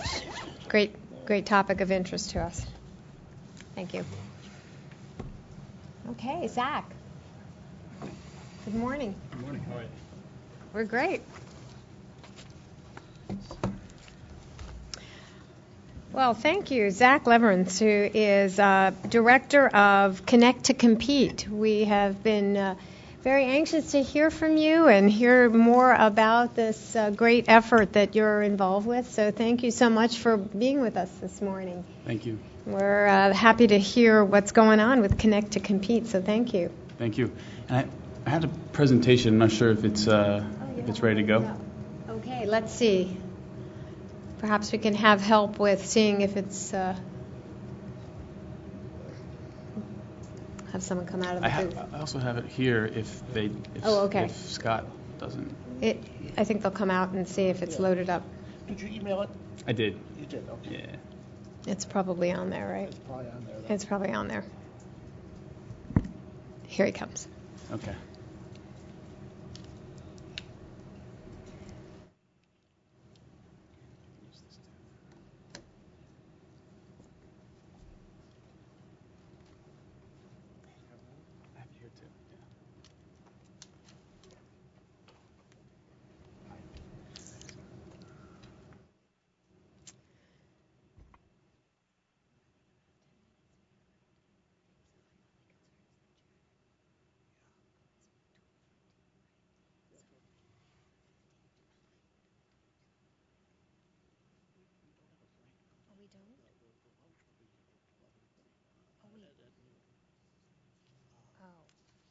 Well, we just have to not get our lunch. We have to wait and get our lunch after the chairman speaks. I don't want people eating while the chairman speaks. I think it's actually better for us not to get lunch and wait until after the chairman speaks. Is that going to throw us completely off? Okay, we'll talk about that. It's up and it should work. Okay, great. All right, great. You're on, Zach. Hello, everyone. Thanks for having me. It's been about over a year now since I gave the first update on where we were at Connect to Compete. And so the first thing I'll begin with is you'll notice on the slides here a bit of a rebranding process that we're currently undergoing. Everyone On, which was the lead brand for our Ad Council campaign, which is now almost 8 months into circulation of its first of 3 years, was a very interesting brand for us in the way that it's inclusive and meets our mission around serving not just free and reduced school lunch K-12 age students and their families, but also all unconnected Americans. We know this is a pretty diverse issue when we talk about when we began this work, about 100 million Americans who are unconnected at home, 60 million not using the internet.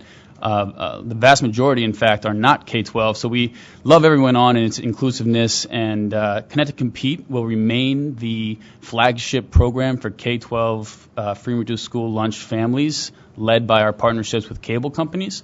But we now, as I'll update you in a minute, have offers that are available for all Americans who are unconnected, based and with the number one indicator being low income.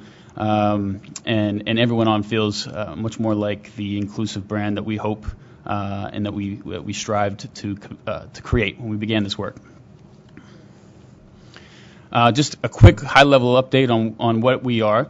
We're a nonprofit that began actually with a challenge, I think, that former Chairman Janikowski leveled to industry, saying, look, we got this digital divide. We all have heard about it for 10, 15 years. The fatigue is high. And yet the divide is deepening in the way that the correlated social goals for education, for employment, and for health, among other goals, is becoming increasingly essential to have connectivity and not just a luxury. The correlation between connectivity and those goals has never been more linked. So we are working across the large national cross-sector portfolio of partners to provide low-cost, high-speed internet devices. That's computers, laptops, and tablets now. Training through about 20,000 nonprofits and libraries, primarily bricks and mortar libraries, with our partnership with IMLS and ALA. And then lastly, relevance, which we also know to be a huge barrier for this unconnected population, and we do that in a few ways. The Ad Council campaign I referred to is one of the mass ways that we get a kind of a PSA level human element to establishing relevance. We also do that in very local ways through outreach and awareness. I'm going to focus on education today for a bit because I'd like to talk about ConnectEd and some of the work that's being done around E-rate and how important it is that programs like ours are delivered in parallel with programs that premise a shift to digital learning as an interactive, individualized way to improve education outcomes.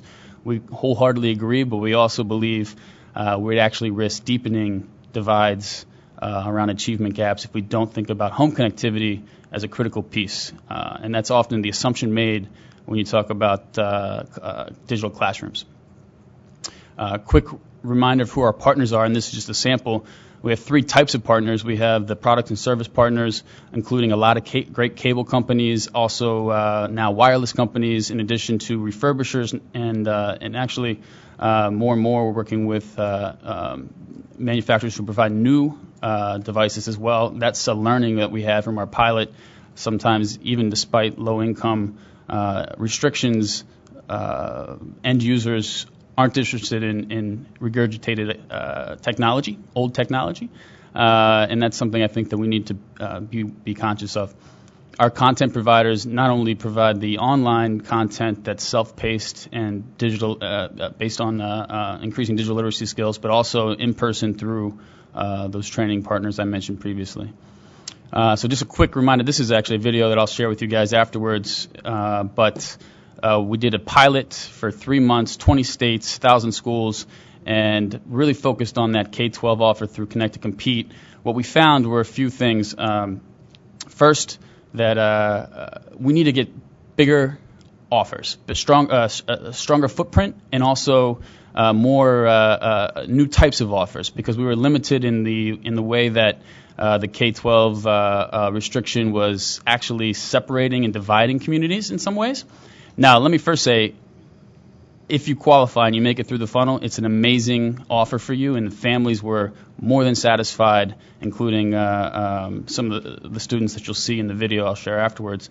But we did also know that there were large pieces of those schools and communities that were eligible based on Freedom Reduced School Lunch, but then were disqualified later in the funnel because, for example, they had previous bad debt or unreturned equipment, or had been a subscriber in the past. That is something that chokes the funnel for us and actually undermines the larger effort. What we decided to do were two things. The first two bullets here. We expanded the technologies offers. We have now about 5 new partners. They are on actually wireless networks, Clear and Sprint, among others. And we took kind of the reins around the eligibility process and made it a more simple and streamlined process, still controlling for any fears around cannibalization of the market, and have now grown the footprint of eligible Americans from 5 million at the beginning of this to now 60 million Americans who are in coverage and qualified for this offer. So that in itself was a very big step, and that includes seniors, that includes veterans, that includes single adults, if you meet the income verification piece. That was a direct learning from this pilot in the way that those who are actually interfacing with the end users and creating and facilitating adoption are telling us, hey, we need an offer that works for more than just a limited beneficiary group. We then also said, hey, this media campaign is great. Everyone on has been very successful in the way that it establishes, and for our end users, establishes some relevance around human moments, people doing something better online. But the call to action was limited to trainings based on some earlier restrictions from the Ad Council on how to even position a discounted commercial offer for technology. We went back to the executive committee at the Ad Council, and now in 2014, that Ad Council campaign will direct folks to all 3 services that we offer in response to the 3 primary barriers to adoption. That's low-cost offers, that's training opportunities, and that's relevance and content. This is just a quick sample of the distinction I was making earlier. We have 2 types of offers, a cable offer and a wireless offer. The cable offer, which is now the Connect to Compete program underneath Everyone On, is for free and reduced school lunch families, and includes those disqualifiers I mentioned earlier.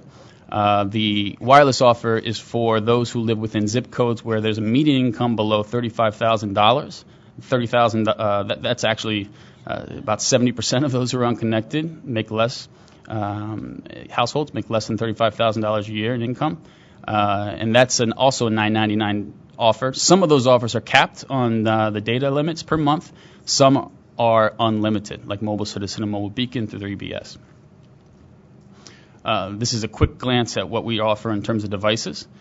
We know that another pain point moving into 2014 is to improve this kind of suite of offers around devices. Desktops have become increasingly irrelevant for us. Laptops and tablets have been the most effective way to engage folks without devices. And the price points are at the very high end of what we're able to consider still a value discount for this, and it is still prohibitive for some folks at these levels. So that's something we're working on, and would love to have more partners help us meet that need. One of the things that's been very successful I wanted to share quickly, and I'll get to questions.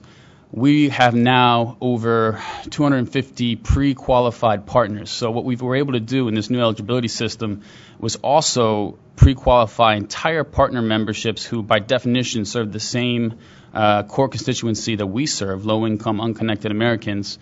And then despite whatever individual zip code may be that the beneficiary may live in, they will be pre-qualified because they're a member of that organization. They get their own customized URL. And for the partner organizations themselves, they get a real-time dashboard like the one you're looking at that shows the progress they're making against their goals on adoption over the year. It's been very successful in building momentum and local ownership of this. And as I mentioned, there's about 250 already who are pre-qualified, and that's growing every day. a quick glance at some of the assets from the Ad Council campaign. The call to action there is an 800 number, a short code text, and the Everyone On website, all which now will make available the low-cost offers, the training sites closest to you, and the campaign assets and content around digital literacy itself. A quick look forward. We're introducing several new offers over the coming month. We just launched last week a web enrollment version of a new offer with Mobile Citizen and Mobile Beacon. If you're not familiar with them, they're two companies who work with Sprint and Clear to deliver $10 per month unlimited wireless internet for qualified families, and that includes our eligibility platform now for the first time. And for the first time, it also means that the end beneficiaries and the partner organizations don't need to bill separately their own members, that instead we'll handle the back end on billing and fulfillment to allow them to do what they do best, and that's establish relevance and facilitate enrollment for their members. We've seen a great uptick since we brought them on board, even in a week. Introducing two new mobile broadband offers with preloaded content. We're pushing this space forward in many ways, and understanding that there's deep penetration already among this population for smartphones, even if they're not using those smartphones to get to the correlated social goals that we have around education, employment, and health. That said, what we want to do is make the small screen, big screen dilemma on what you can achieve less of a factor by delivering low-cost tablets and smartphones that come preloaded with the right kind of content that we've vetted at discounted rates on the devices and the data plans. That's something that we're still in the very early phase, but by second quarter 2014, we will launch that offer, and I'll talk to you more about it afterwards if you'd like. The Ad Council Year 2 campaign launches in a few months. We're excited about the new creative, and we're working with Draft FCB and the Ad Council to deliver something that responds to what we learned from our focus groups on what resonates. And then lastly, we have a large evaluation in process, collecting all the data from our partners. I can share with you that as of 3 months ago, really, we were looking somewhere at around 125,000 households connected through this program. And if you think about, use the same standard that others have used, and thinking about the larger than average size of each of those households, you're looking at about 500,000 Americans who now have access to internet who did not previously. So we're making good progress. We're on track. Long ways to go against the 60 million number, of course.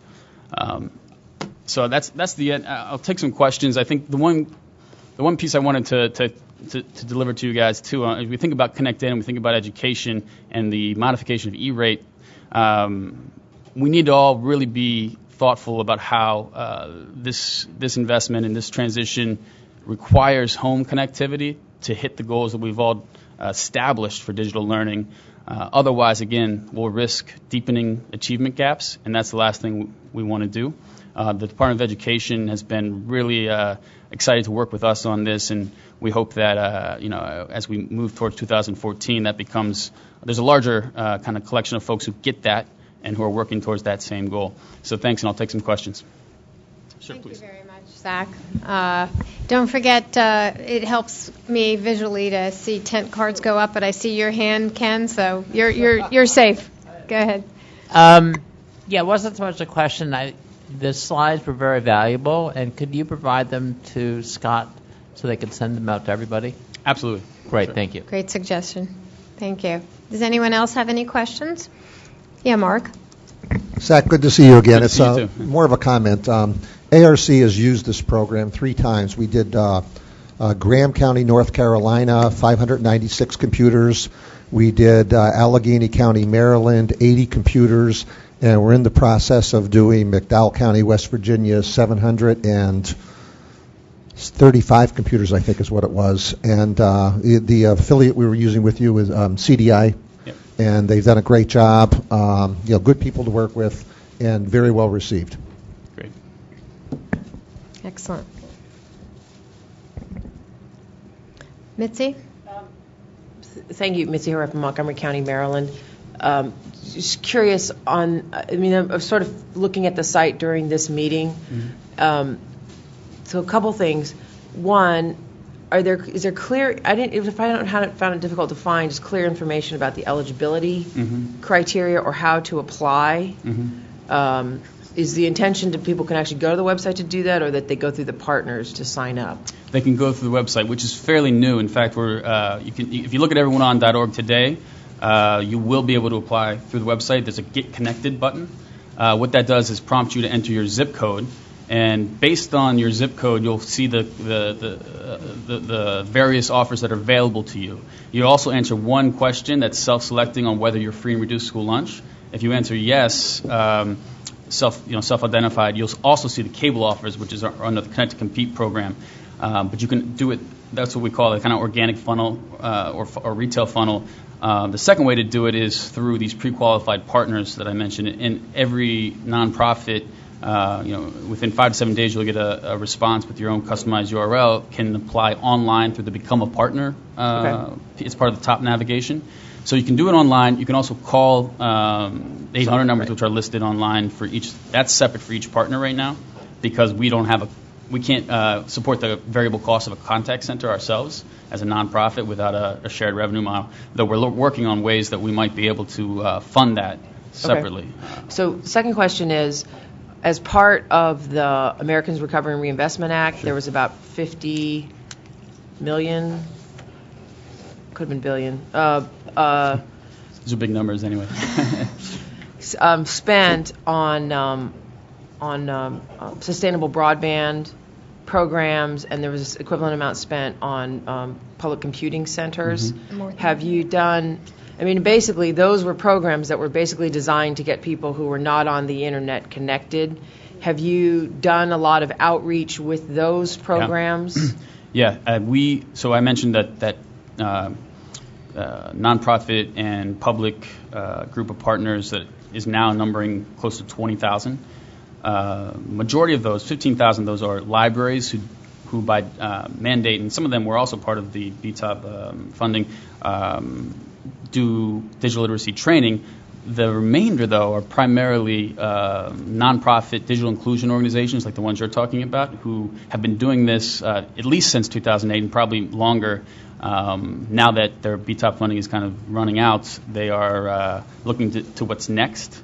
And for many of them, it's coming under the umbrella of Everyone On, using our portfolio of assets, which we do at a national level, and bringing them to bear in very local ways to continue their work.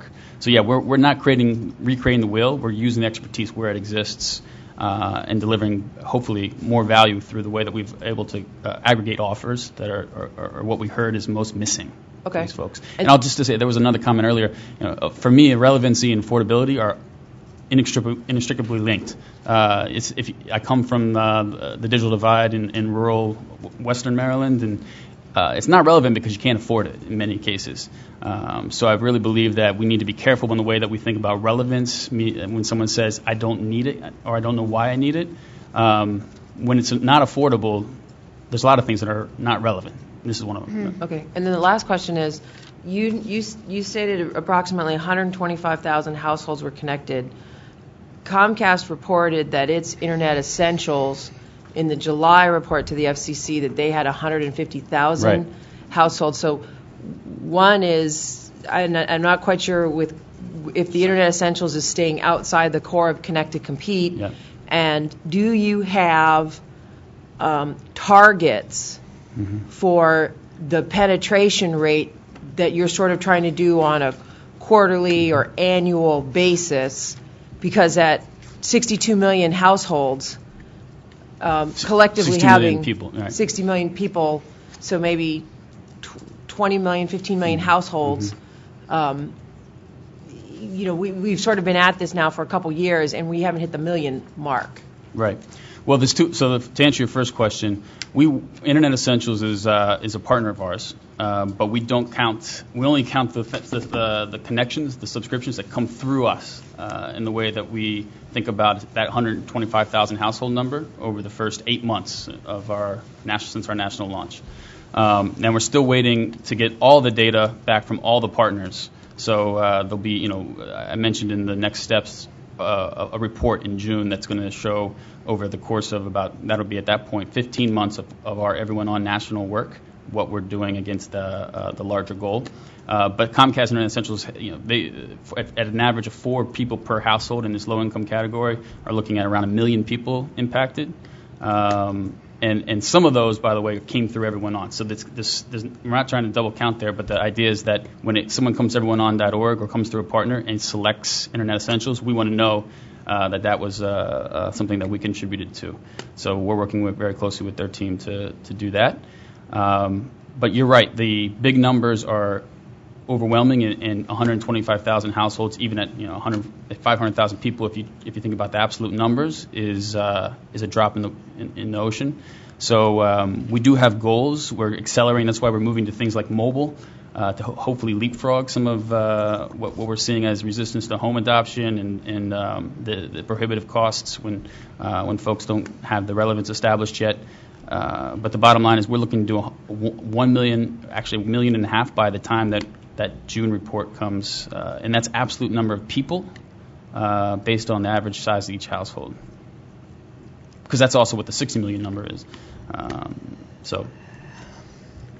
And Olivia has a question. We'll make this the last question for this presentation. Thank you. Hi. Olivia Wine, National Consumer Law Center. I was not aware of the new mobile product, so I was hoping you could briefly describe what it is and if you could or had any feedback yet on how people are responding to it. Does it seem to be an adequate number of, minutes or, are folks purchasing additional? Yeah. So there's 2 phases to the mobile. I was talking about what's coming down the pipeline in terms of the discounted preloaded apps with a discounted tablet and smartphone. What we do have now in terms of mobile is an offer through an MVNO called Freedom Pop, which uses Sprint and Clear's network. And there's 2 offers there. One is a free gig per month for an initial cost of $50 for the router, and it's actually indefinitely free for that gig per month. Well, we knew that in the beginning was not ideal in terms of the amount of data per month, but was a really great way to get folks online to understand and through practice the same way we all perhaps did what the relevance is to them, especially when they have a community-based organization helping to facilitate some of that onboarding without making a commitment with limited resources. So we've seen a really large response to the way that people are trying it out for that gig. And then we've also seen, since we've just very recently, over the last week and a half, brought on Mobile Citizen and Mobile Beacon, which is unlimited through Clear at $10 per month. But that's kind of the best of both worlds. The cable offer with the eligibility of the wireless offer that we've been able to establish. So we've seen a really strong indication that that's going to be do very well in the way that the product and the price point makes sense. But the mobile play that we talked about is really not coming until probably second quarter of 2014 for the discounted smartphones and preloaded apps. Excellent. Thank you so much, Zach, for this update. We really appreciate it. It's been very informative. Appreciate Thanks.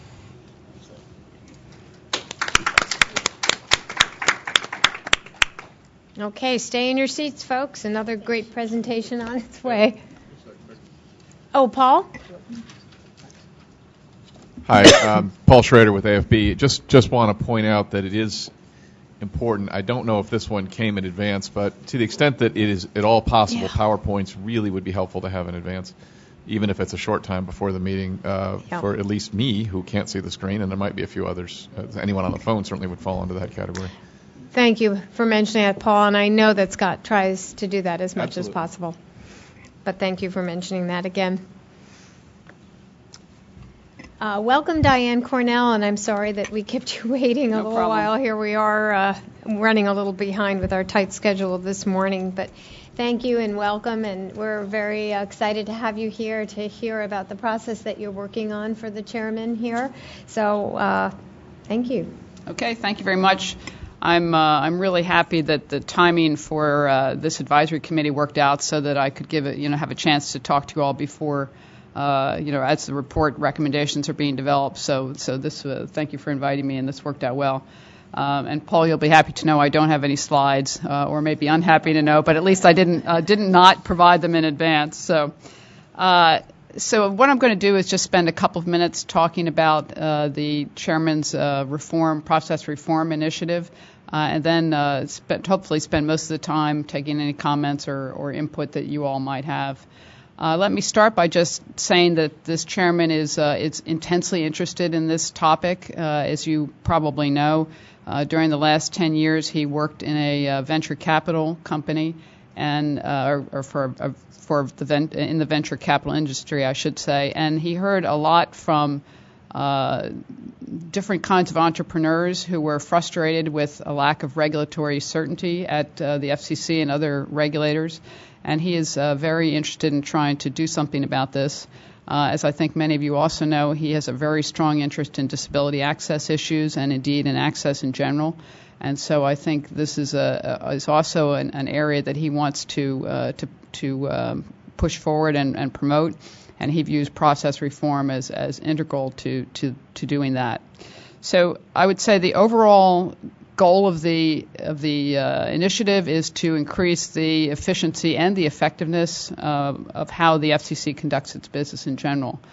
That means trying to especially increase the speed of action here at the Commission, as well as the transparency. So I think part of that's part and parcel of the whole thing. And the scope includes everything from routine licensing to the consumer complaint process to formal Commission items. And we are also looking at streamlining data collection processes and indeed sort of the procedural aspects of the Commission in general. So far, we've been talking a little bit about how the process has worked. So far, we've been focusing on getting input, ideas, suggestions, both from the FCC staff internally and from external stakeholders. We started with the FCC staff, and we had 2 rounds of what we call crowdsourcing, essentially asking the staff through a posting on the intranet site for their input. I think all of us were pleasantly surprised to get an incredible number of responses. I think we had something like 270 responses on the first round and close to 200 on the second round of crowdsourcing input. And the number of the responses was interesting in and of itself, but the quality and the thoughtfulness behind the responses was even more striking and very interesting indeed. There were a lot of really good constructive, thoughtful suggestions put into the process. So then the next round in terms of the internal process has been organizing focus groups. What we've done is take both management and non-management individuals and bring them into focus groups. Some of these folks were selected based on input that they put into the crowdsourcing process. Others were people who had shown an interest in this issue in general. And what we've been doing is using the focus groups to take the suggestions made in the crowdsourcing process and use that as a vehicle for refining the suggestions into really practicable, workable, realistic solutions. And that's sort of my goal throughout this entire report process, is to try and come up with something that's realistic, workable, and is actually something that's actually going to be implemented.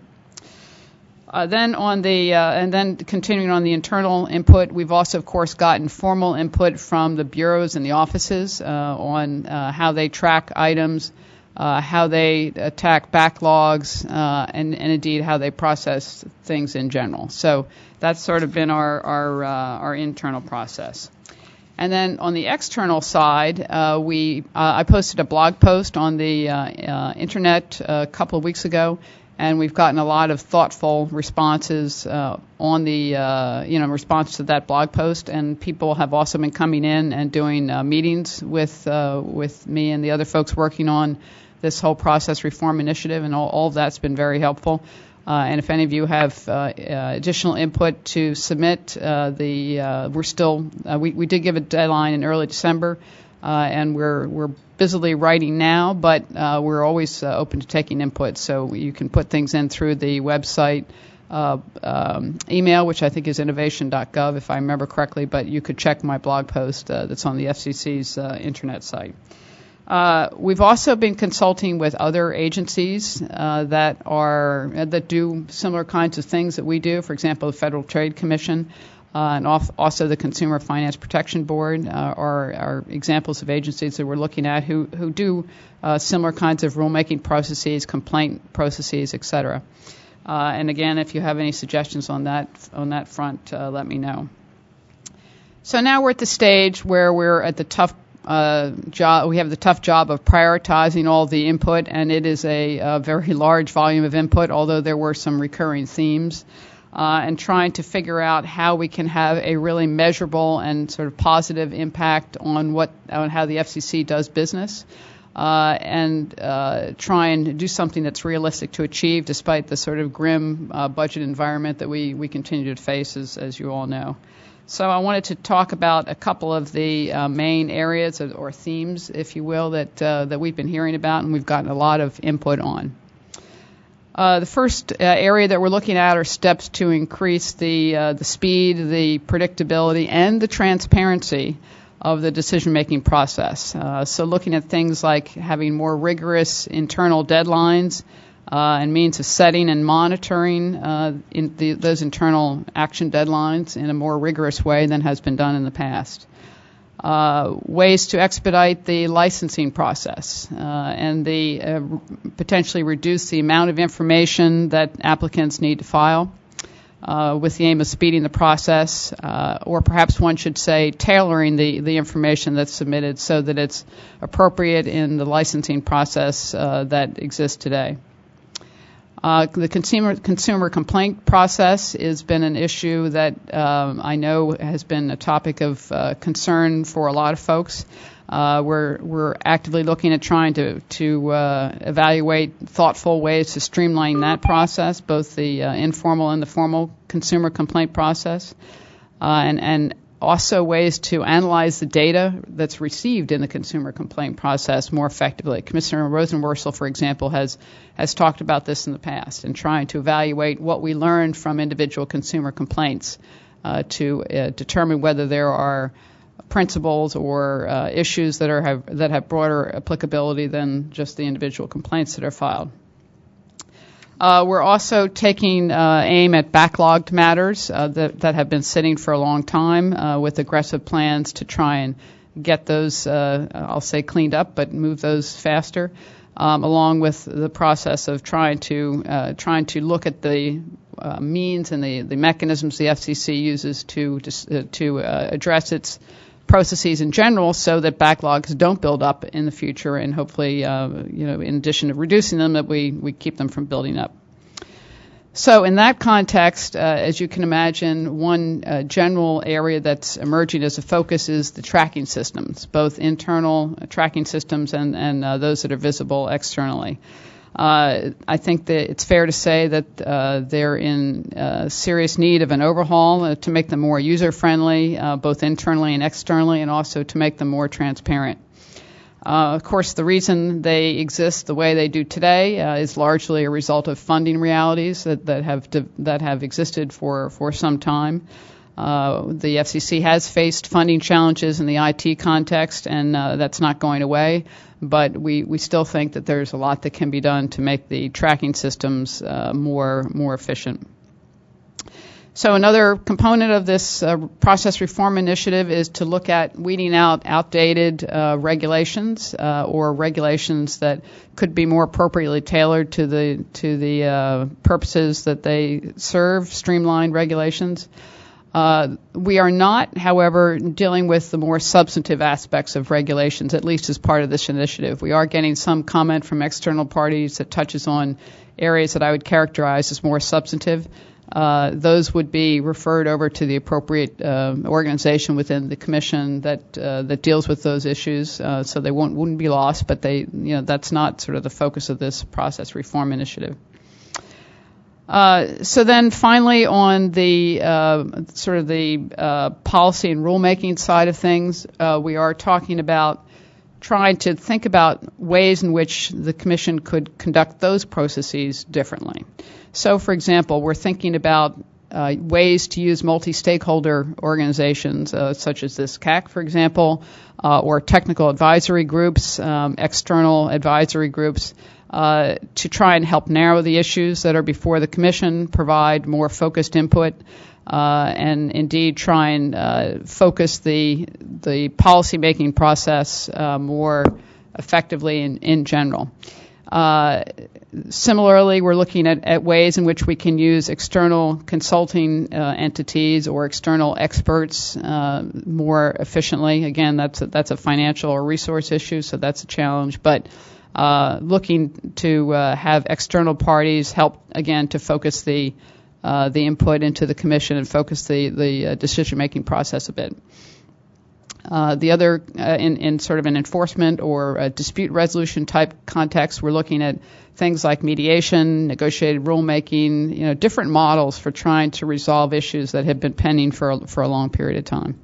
And again, I welcome any insights or suggestions or ideas that you all might have on that in that regard. So I'll leave it there and open the floor for comments or suggestions, input. And again, I encourage you, not just at this meeting, but if you have suggestions you want to take offline and get into us, it's very welcome. Thank you, Diane. Does anyone have Ken? Quick Quick action there. Yeah, as you probably know, the CAC has been very concerned about the complaint handling, the informal complaint handling. Mm-hmm. That how antiquated it is, and the fact that unless it's changed recently, that there's no set phone number for the complaint switchboard. Someone has to go to the main FCC number and then go through a whole process in doing it. And I'm glad to see that you're talking to other agencies, especially the CFPB, because I think they've set up something that's really good. Thank you. Agreed. It's definitely an area of significant focus. Thanks, Ken. Well, thank you very much, Diane. We look forward to the full report. Thanks, folks. Great work. Thank you. Thank you.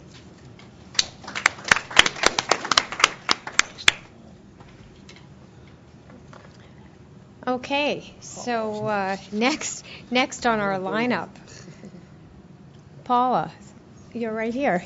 Yes. My lawyer. Yes, Scott's lawyer, our lawyer. There's a mic right here. Okay. I think Diane's still got her notebook there. But so, folks, if you could, just for a moment, I want to call your attention to a topic that we felt was important for us to address, perhaps readdress, and call some attention to, and that's the appropriate use for the members of the CAC for our affiliation with the CAC. There was some questions that came up a short time ago about what we as members of this committee, perhaps what's appropriate when we're not around this table and how we use our affiliation. So we thought it would be helpful to have Paula, attorney advisor for the Office of the General Counsel, come and talk to us about that today. So thank you very much for coming, Paula. Thank you for inviting me. So I'll start at what was the end of my two-page little primer that some of you have already boringly heard before. But this was a new issue, which is really when people are members of either the full committee or a working group, you obviously are appointed to serve because you have various perspectives on things, and not everyone agrees, and that's good. That's the way the committee is supposed to be set up. So then the question becomes, and also you have some expertise or experience in the different areas, which is exactly why all of you were appointed. So the question becomes, if you go to speak publicly on something, or if you do an op-ed piece or an opinion piece or a letter to the editor or whatever, to what extent can you make your affiliation with the parent committee or the working group known? And the answer is sort of twofold. It's fine if in the course of making the presentation and saying, what your background is in an area, to say, by the way, this is an important issue to me, and I serve on such and such committee, or I serve on such and such working group. That's fine. You can even say I serve as the chairman of the working group.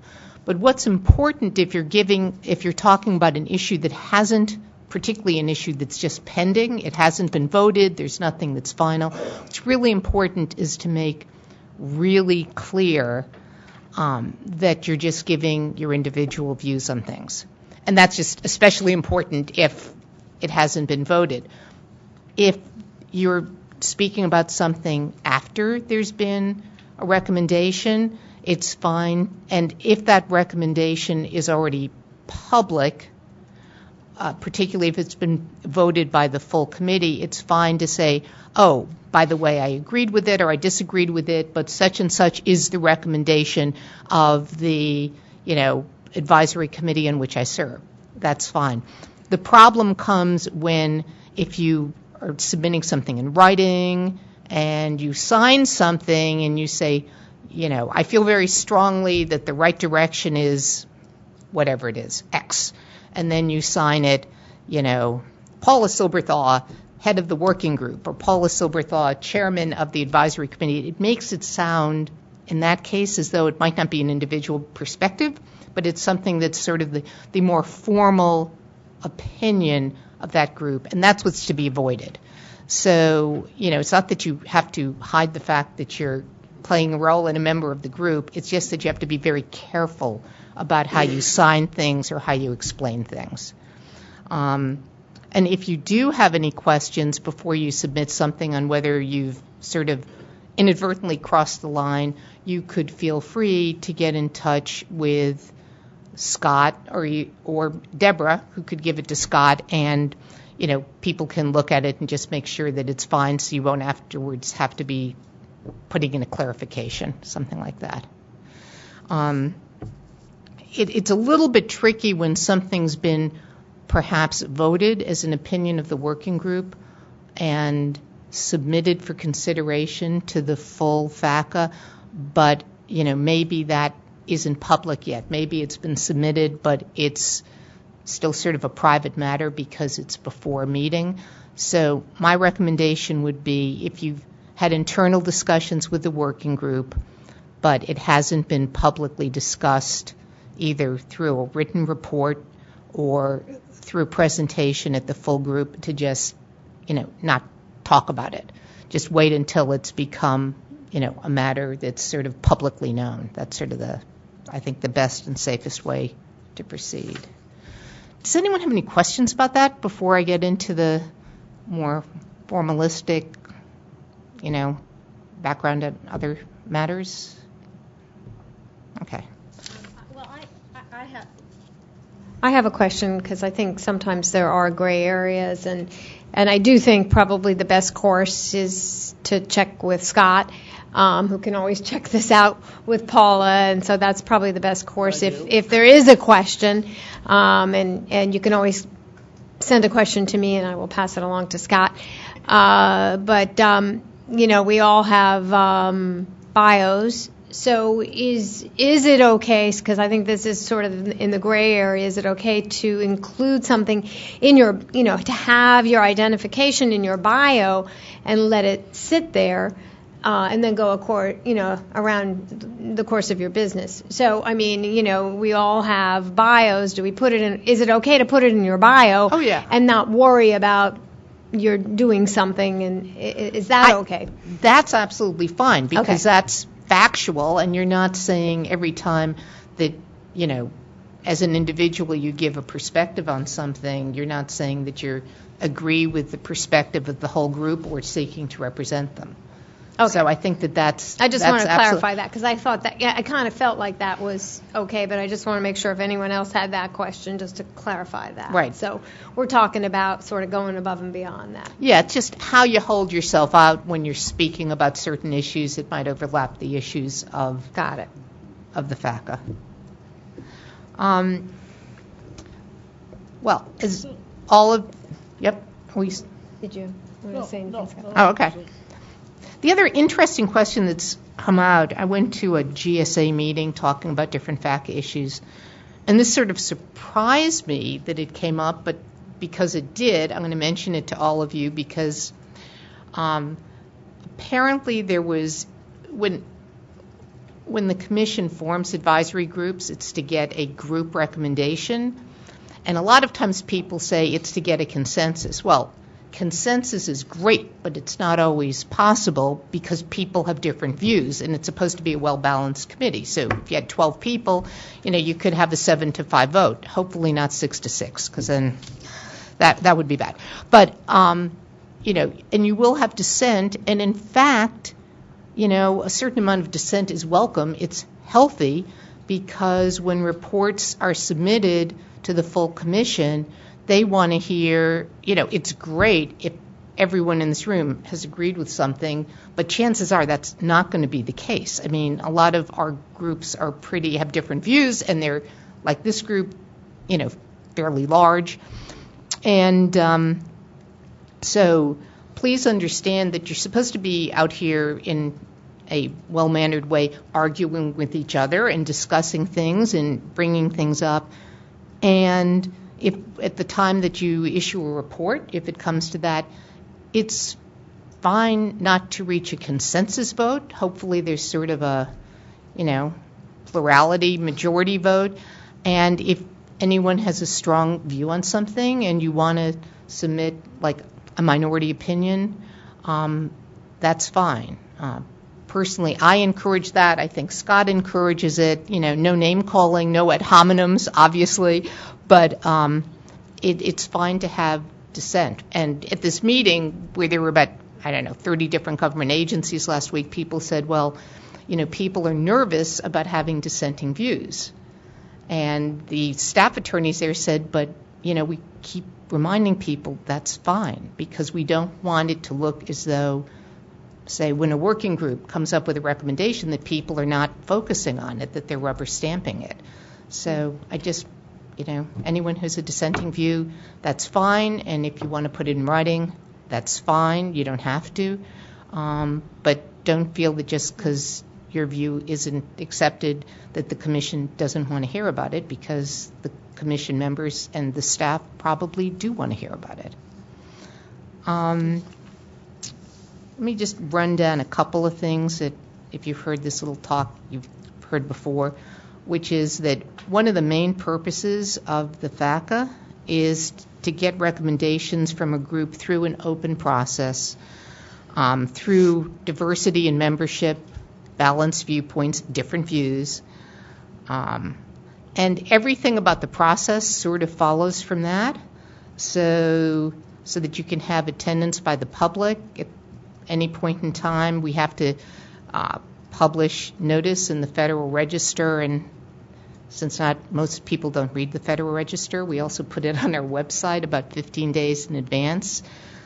So that's why Scott and Deborah are probably bothering you weeks in advance to find out what time is good.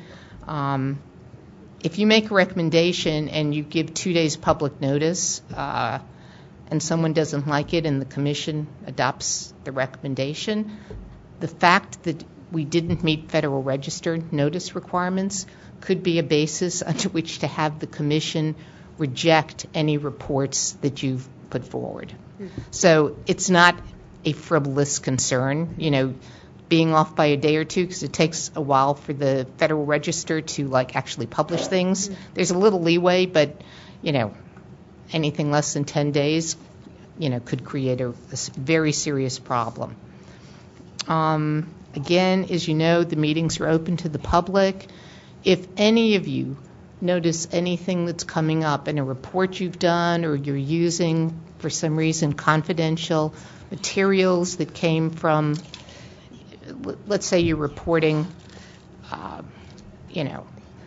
things that are fragile in some network that you're really concerned could be a problem that you want the commission to look at, technological things that you've heard about, and you feel that it could constitute some sort of trade secret or reveal security concerns.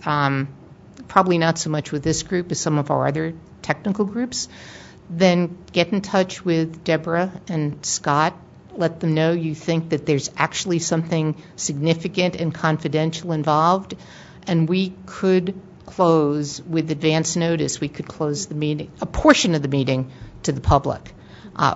This doesn't happen that frequently, but this year we're going to probably have that on 2 meetings of some of them are technological groups. But we really need to know ahead of time because it has to get the okay from the chairman of the commission, from the general counsel, all that sort of thing. But to do that, you need a heads up. As you know, documents have to be publicly available. So any reports and emails and other things that go to Scott or that go to each other, we will maintain a public record of that. I know some groups are now using Twitter for certain communications, and GSA is grappling. I'm very not technological, so I can't tell you how records are kept of that, but I know GSA is grappling with it, and if Twitter is something that you're using for formal business purposes, please let Scott know, because we're supposed to keep documents of all communications between you guys and the commission and all communications involving formal business. So that's something to flag and be aware of. Apparently there is some entities, I know NASA's worked with an entity that for a set fee will track all Twitter feeds.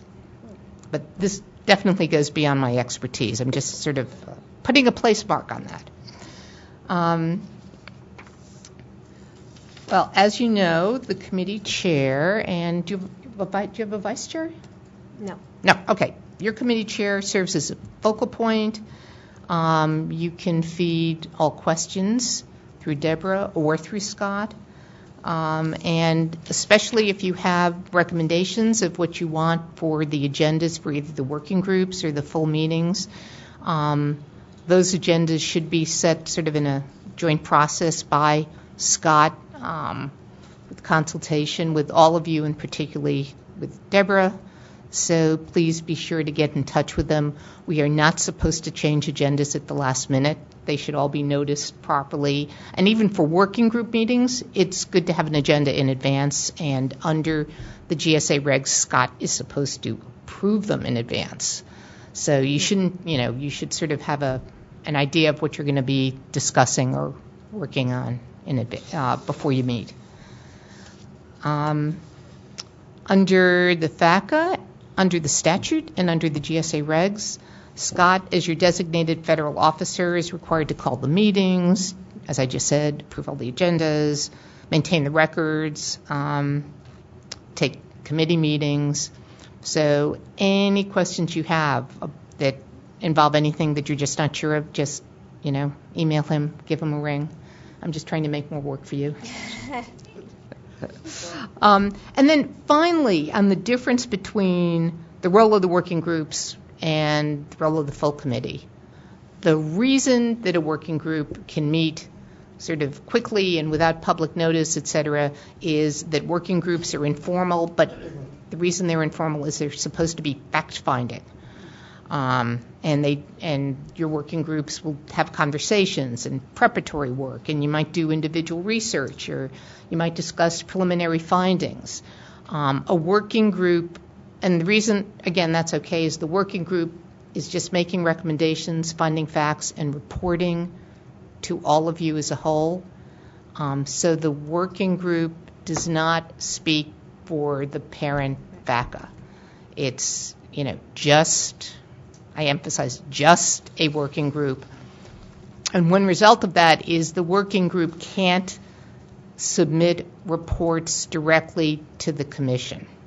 It's just a working group report, and it's a recommendation to all of you meeting as a full body to vote on, to discuss, to agree with, to disagree with. And it's important when one of your working groups make recommendations that you actually fully discuss it, because if it's like presented and then there's a vote and everyone says, yeah, sounds good to me, then what you've really done is made the working group into a full FACA.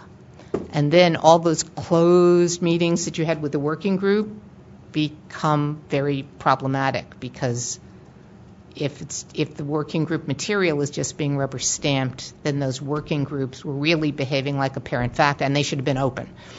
So it's important, no matter how cramped you might be for time, to make sure that when you get recommendations from subgroups, that everyone try to read them and really understand them and debate them and discuss them before you move on to make full recommendations to the commission. And that's, this is an area also that's being looked at very closely by Congress. Certain segments in Congress, but incredibly across both sides of the aisle, want to do away with working groups. And especially at the FCC, where our working groups do a lot of technological stuff too, it would be really hard to do everything that has to be done if every meeting of 5 technological experts had to be noticed in the Federal Register, and if all of that flexibility were taken away.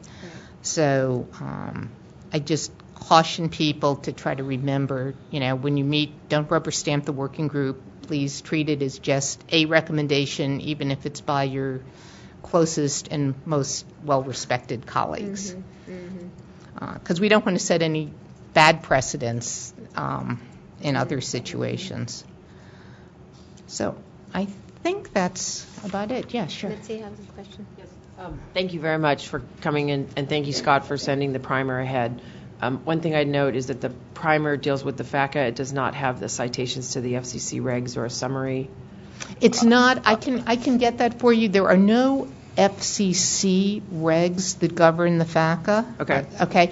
It's GSA is sort of the implementing agency for regulations under FACA. And it's funny you said that, because when I was dashing this together on Friday afternoon, I was working off of it, but I thought, someone's going to ask about those regs. It's in Title 41, but I'll get that for you. So I have actually a specific question. I think that overall, and people have been here longer than I have, it does seem that when we get recommendations that come back from the working groups, that there is a healthy discussion of them that is happening among the committee as a whole. However, what's not clear to me, and what's not in this primer, is the primer states that the meeting has to have timely notice. There is nothing in here specifically regarding what has to be on the agenda. And it was exacerbated by the government shutdown because several working groups had things planned and then were told not to meet during the shutdown. Right. Which then sort of meant that when we kind of came up close to when the meeting was coming up, there were some notice requirements, and there seems to be a kind of varying information about that. So what I'm trying to get clear on is, as a usual process, the working groups will discuss an issue. Sometimes there is an actual recommendation which can be formulated and circulated in advance. And typically, regardless of how that has happened, during the working groups that happen at the commission in a portion of the meeting, there is further amendment, refining of those, or can be just some discussion, and then they'll come back in the afternoon and the full CAC will consider them. So what is the requirement? Do you have to have a draft recommendation submitted to Scott 15 days in advance, or whatever the federal notice requirement is, in order to permit either the working group to discuss it here at the meeting, or to permit the working group to raise the issue before the full CAC here at this meeting? Okay. The answer is, there actually is, what GSA would tell you is, we don't get into those details. I've had many discussions with GSA about this. So as long as the general topic fits under the Federal Register 15-day notice, okay, you have a lot of flexibility to discuss whatever you want to discuss. Even if the notice is sort of general enough, even something that maybe that maybe the working groups hadn't thought about before. I mean, if let's say you started off and then you broke into working groups and someone comes back with a new issue, as long as that generally fits under the description of what you were going to be discussing at the meeting, that's fine. You do not need any kind of advance report. Now, in the interest of helping everyone understand what's going on and having better participation by people, it obviously is the more information you're able to distribute in advance, the better as a practical matter. But there is no legal requirement to have working group reports or recommendations submitted. The more, this seems to me to be more a policy-oriented group, so that gives you more flexibility. With some of our groups that are working on technological solutions, we really try to get the reports submitted to people in advance because they're so dense, and you can't just sort of sit down and sort of explain the equations or the technology. In your case, you can do it sort of a little bit more, spur of the moment. Thank you. Okay. You're welcome. Thank you very much, Paula. I greatly appreciate your coming and clarifying all of this. It's been very informative. Okay. Thank you. Sorry, we'll have to dispense with your question. Yeah. Well, sitting behind me, we have a most honored guest. So, Chairman. Hi, Deborah. How are you? Thank you. Pleasure to have you here. We are so pleased that the government shut down for one reason only. And that's that we had to delay our meeting, move it to December, and that gave us an opportunity to have Chairman Wheeler come to the FCC and be our new chairman so that he could join us today for our Consumer Advisory Committee meeting. So, Chairman, we are very pleased to have you here so that you could come and we could welcome you. I know time is short, but this is a very diverse Consumer Advisory Committee, and I thought it might be worth just 2 minutes if we could very quickly go around the table and introduce ourselves to you so that you could see the diversity of our membership. I will start. Deborah Berlin. I serve as chair, and I am representing the National Consumers League. I'm Ed Bartholomew with Call for Action. And remember, wait for the mic. Mitsuko Herrera with Montgomery County, Maryland. Hi, Julian Goldman, a physician at Mass General Hospital, and I represent Partners Healthcare System. Robert Jaron, Qualcomm Incorporated. Mark DeFalco at the Appalachian Regional Commission. Hi, good afternoon. Ann Bobeck with the National Association of Broadcasters. Hello, Donna Reinex with Verizon. Stephanie Pody with NCTA. Krista Witnowski with CTIA. Charlie Acker, National Association of State Utility Consumer Advocates. Chris Baker with AARP. Olivia Wine, National Consumer Law Center. Bill Belt, Consumer Electronics Association. Ken McEldowney, Consumer Action. Irene Leach, Consumer Federation of America, and I teach consumer studies at Virginia Tech. Lisa Hamlin, Hearing Loss Association of America.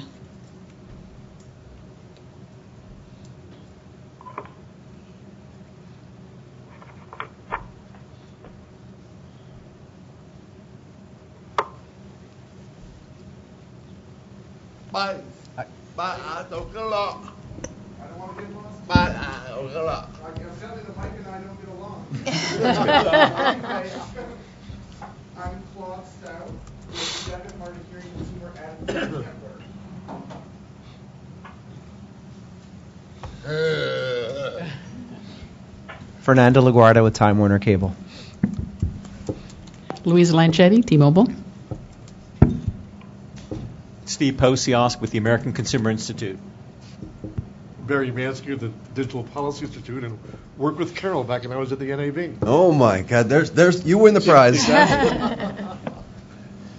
Hi, Paul Schrader with the American Foundation for the Blind, co-chair of the Disability Issues Task Force, and always happy to be your fellow Buckeye booster. Uh-oh, that could trump Carol. That's don't tell her. And I'm Scott Marshall. I staff the committee, Mr. Chairman. Scott. Thank you. Well, You're welcome. Deborah, Scott, everybody, thank you very much for inviting me. I've had an opportunity to meet some of you in some earlier meetings, and I'm glad to meet the rest of you. Those of you I hadn't. Hello to the people from NCTA and CTIA down in the corner.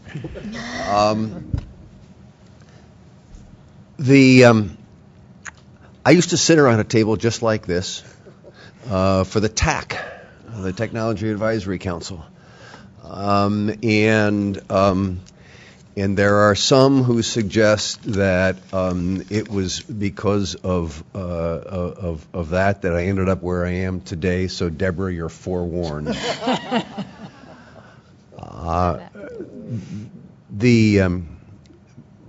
But I say that because I believe strongly in the kind of work that you all are doing and the importance to us at the Commission. The TAC, for instance, was where the idea that we had to get our arms around the IP transition took hold. And TAC made a recommendation to the Commission, it's now one of our major items of policy focus. And let me just zero in on that for a second, and then give the meeting back to you all. I've talked a lot over the last 6 weeks about what I call the 3 pillars of telecom policy, the first being economic growth and national leadership, which includes a heavy emphasis on competition and making sure that sufficient assets are there, such as spectrum. Second is the network compact, which I'll come back to in a second. And the third is what broadband enables and what the kinds of things that we are encouraging the development of enables. And I want to relate these last 2 for a second. There has been a relationship between those who build and operate networks and those who use those networks for the last 100 years. And that relationship is built around a set of values. Broadly speaking, those values are access, interconnection, public safety, and national security. And the kinds of things that you're talking about here relate directly to those values. Access, for instance, is not just access for people in rural areas who are supported by the Universal Service Fund. It's not just access to a network like is assured under the open internet rules, but it is also access to the capabilities of networks for all people. The first meeting I had was, and Claude, I think, remembers this, the first meeting I had was, as chairman, was with representatives of the disabled community. Because it is fundamental that access must include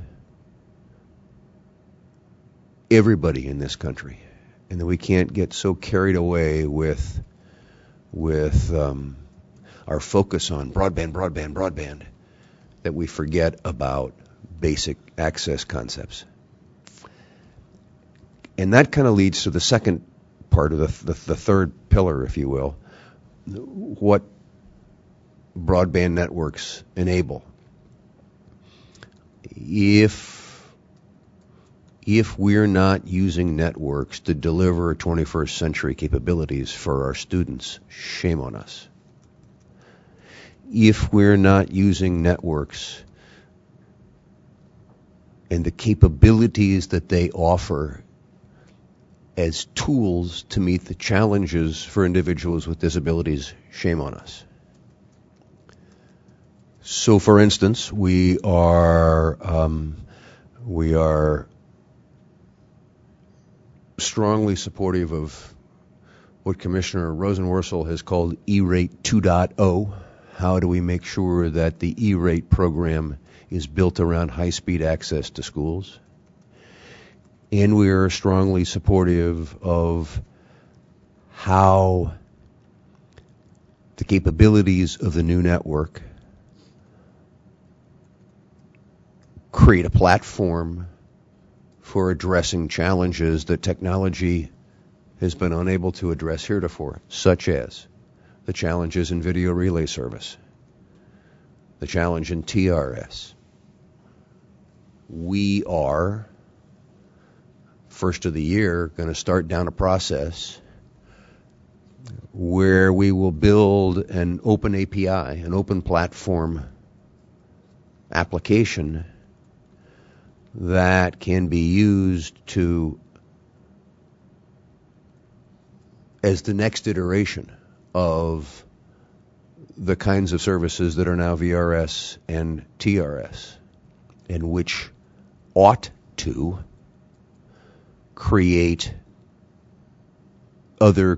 because it's open, create other new opportunities for entrepreneurs and others to seize upon.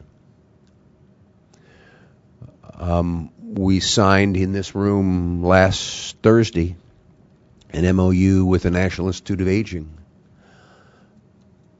to help us as we go through the IP transition to make sure that issues that come with aging, sight, hearing, mobility, etc., are part of the values that we will be measuring in the upcoming trials for the IP transition. And then jumping back to the issue of access, we are working now, and hopefully we'll be making some progress either with industry or on our own on long delayed and needed improvements to closed captioning and the expectations around closed captioning. I know that you all have had some significant input to us and that and other topics, and we look forward to getting more.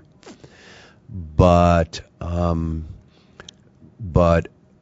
what we're going to be doing, going back to my point about starting with TAC and moving forward, what we want to make sure is that as we move from a TDM-based analog network, circuit switch network, to an IP-based network, that those kinds of things that have been important to us over the years as a collective community continue to be reflected in the new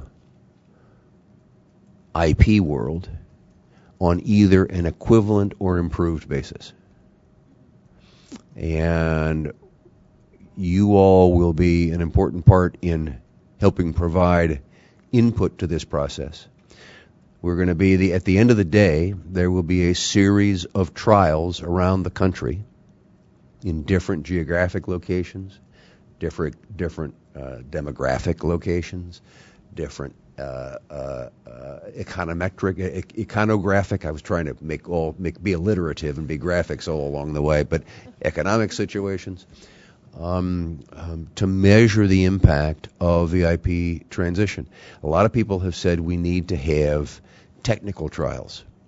I don't think that's the case. We don't need technical trials. We've been doing VoIP for a long time. We've been doing IP traffic for a long time.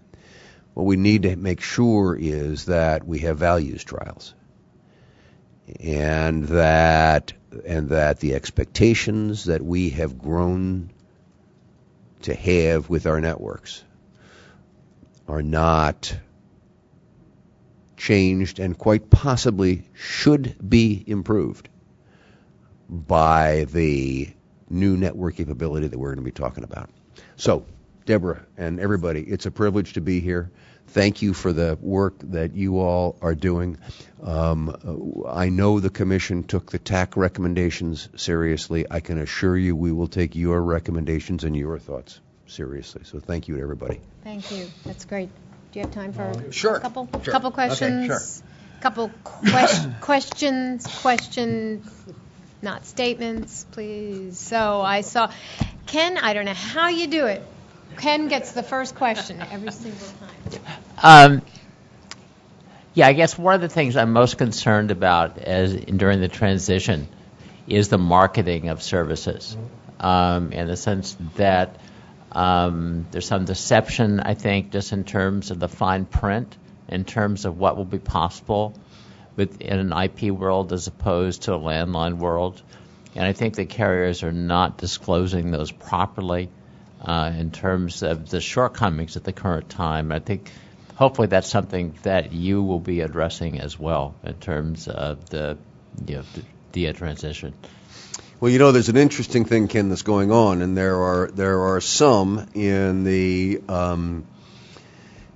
carrier community who believe that everything ought to be put into the terms and conditions of an agreement with the consumer, and that the FCC should therefore be out of the picture, and it should all be before the FTC.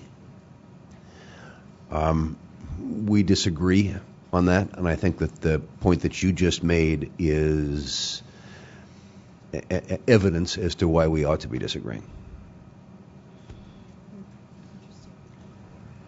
I have Irene and Mitzi. Did you have your card? I'm sorry. Oh, you said okay. Well, if we have time for the nice things you're going to say, Claude, I'll point to you because I know he always has nice things. Irene. As we get the technology out, I hope that you'll think about the various areas, and particularly rural areas, and what costs are and whether people are really getting the same thing that people are getting in other areas. And I wonder, it appears to me that what we're doing is moving to not necessarily making sure all those things are there, the caps and so forth. What are your thoughts about whether everybody should be able to get something fairly similar regardless of where they live? So as I said, a key network compact value is access.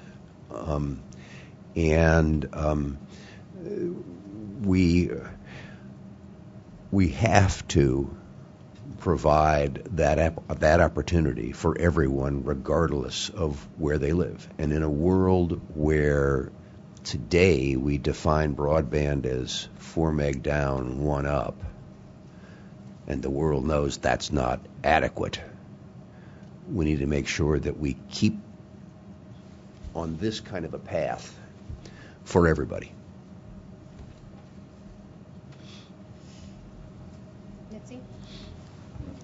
Chairman Wheeler, thank you very much for coming down to see us. Thank you for doing this. In keeping with your remarks from the FCBA dinner, we'll be sending you a DVD about our Emmy Award-winning documentary of life in the Civil War in Montgomery County, which I know it was fully closed captioned, and I hope that you'll help us continue to get information about that. The Battle of the Monocacy was an important, save Washington, D.C., Yes. Yes. And we have covered that.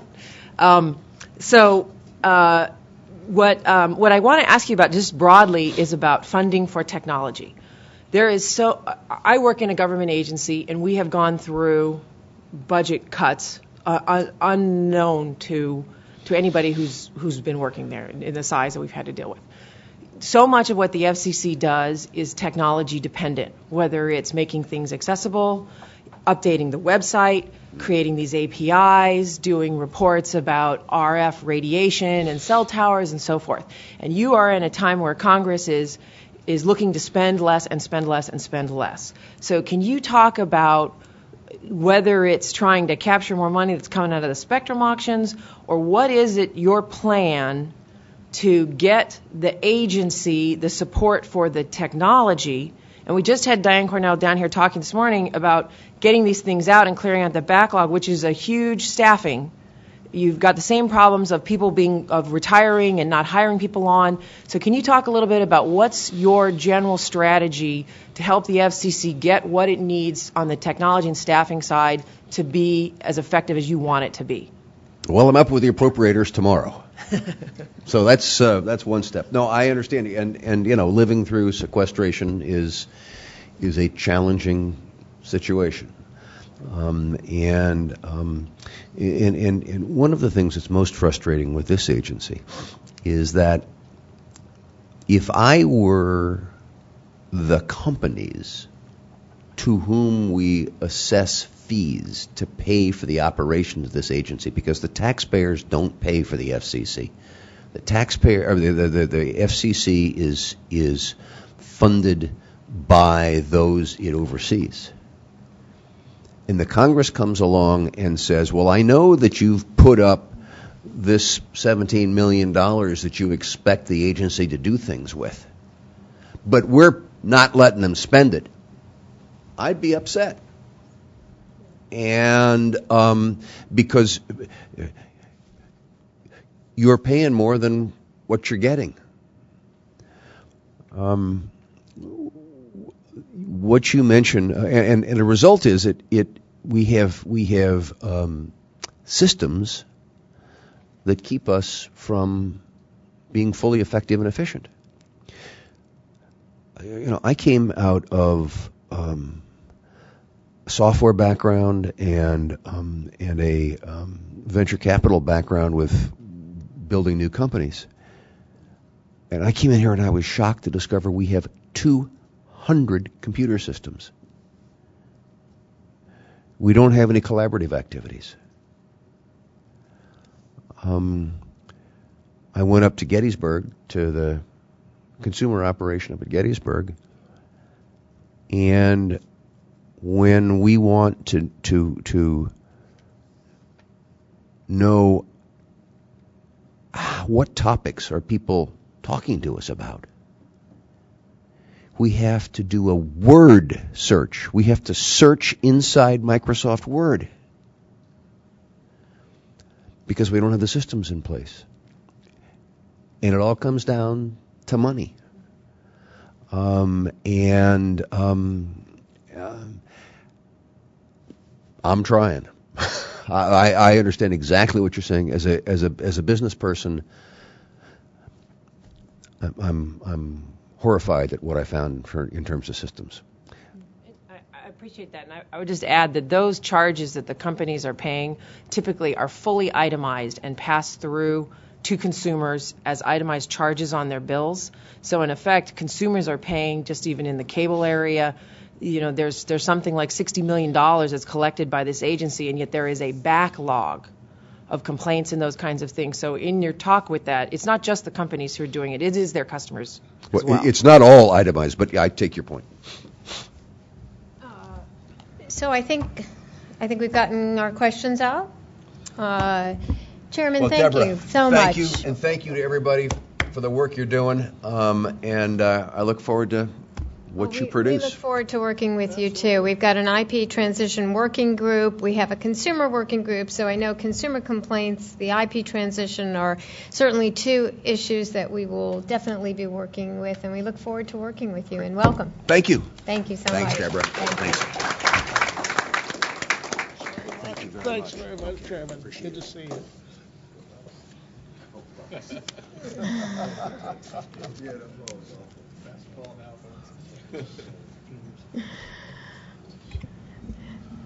Well, we are on schedule, and we are at our lunch break. Before everybody leaves the room for lunch, we have our lunch set up here. Let me just tell you that we have about a half hour for a complete lunch break, and then we start our working group session. So what we want to do is you can have your half hour for lunch and then move right to your working group breakout session. So why don't I turn to Scott to give us the logistics on the working group sessions? Yes. The disability and health groups will be in this room. Consumer and broadband would like to meet together. And we have you in 468, 438, just up the stairs and around to the right. And I'll be up there with you because we have to dial out to Art. One of the broadband chairs will be participating by phone. And the universal group, we have you in 442. If that doesn't work, you also have 402 if the temperature isn't right or whatever. So that should do it. Yeah, where's IP? I'm sorry. IP, one of those two, you're meeting outside. I'm sorry. It's you can have 402 and US could do the 442. Correct. 402. Where is that located, Scott? Right across, down this short corridor, past the intersection, and then down that corridor, and it will be on the left and on the right. Excellent. And that starts at 1 o'clock to 2:30. 2:30. Now, can I just ask a quick question? Because some of you are in IP transition and either consumer or broadband. So I'm just wondering if with an hour and a half, because if all those three groups meet at 1 o'clock, someone's not going to have anyone in the room. So I'm just wondering if if IP transition wants to start your meeting at a quarter of 2. IP transition? We can go pretty fast. We have a couple suggestions, and then we can work with the email and set up a follow-up. You don't have any recommendations? No, we have just a proposal just to talk about. Just for ourselves. Just for ourselves. There's no voting. I'm just wondering if it makes sense for you to meet on the far end as opposed to the beginning, because I know that the consumer folks need a good amount of time. Someone offer a suggestion here, because I don't want to. Consumer and broadband group, do you want to just delay your start for a little while so the IP transition group can? I might flip it because it sounds like you think. Or the other way around. Or have them start at 2 o'clock. Yeah, we'll go with 2. Okay. Yeah. IP transition's going to wait till 2 o'clock to meet in room 402. Make sense? Yes. Okay. 2 o'clock, 402 for IP transition working group. And it is possible that we'll have a couple more recommendations for you to consider, depending upon if they are finalized. And Right. we'll email those out to the list so you can have time to read them and all that sort of stuff before they're actually considered later this afternoon. I think that's a much better way to do it anyway. Yeah, okay. Lisa. I have the same question because I'm on the mHealth and on the disability committee as well. If we start at the same time, I'm going to have a problem here. So do you want to, we can either delay, I don't know what. I think that's a good idea to split your time too. So rather than You'll be in the both same starting at room. 1, do you want to, you two groups at 1 o'clock work out your shift time? So Okay. I would We'll just suggest talk. one start and at one time and one split it up. Okay. That's a good idea. Ken. Suggestion, I was not taking notes in terms of where broadband and consumer was going to be. So what room is that? 468, 438. Right up the stairs. Right up the stairs and to the right? Correct. Okay. up the stairs to the right and to the right. Any other questions about our working group sessions, which start in about 20 minutes or so, 20, 25 minutes. You can start your lunch here and then finish it up in your group. Thank you, everyone. Works. Okay, I think that worked. That's 3 of them. They were good discussions, so excellent work, everyone. Now that most of us are back in the room, I'd like to say something that I should have failed to say this first thing this morning. And yes, exactly. You got it. And that's a big thank you now that we've had our breakfast and now that we've had our lunch. And that's a big thank you to CTIA, to Krista and CTIA for our breakfast and lunch. Thank you. Excellent. We were distracted this morning. Yes, there was too much going on this morning. Sorry about that. All right. So we are going to call on, let's just see is anyone on the phone right now? Yes, this is Andrea Quijada, Media Literacy Project, Albuquerque, New Mexico. Welcome. And anyone else? Yes, this is Dorothy. I'm calling from Seattle, Washington. Welcome, Dorothy. Art, are you on the line?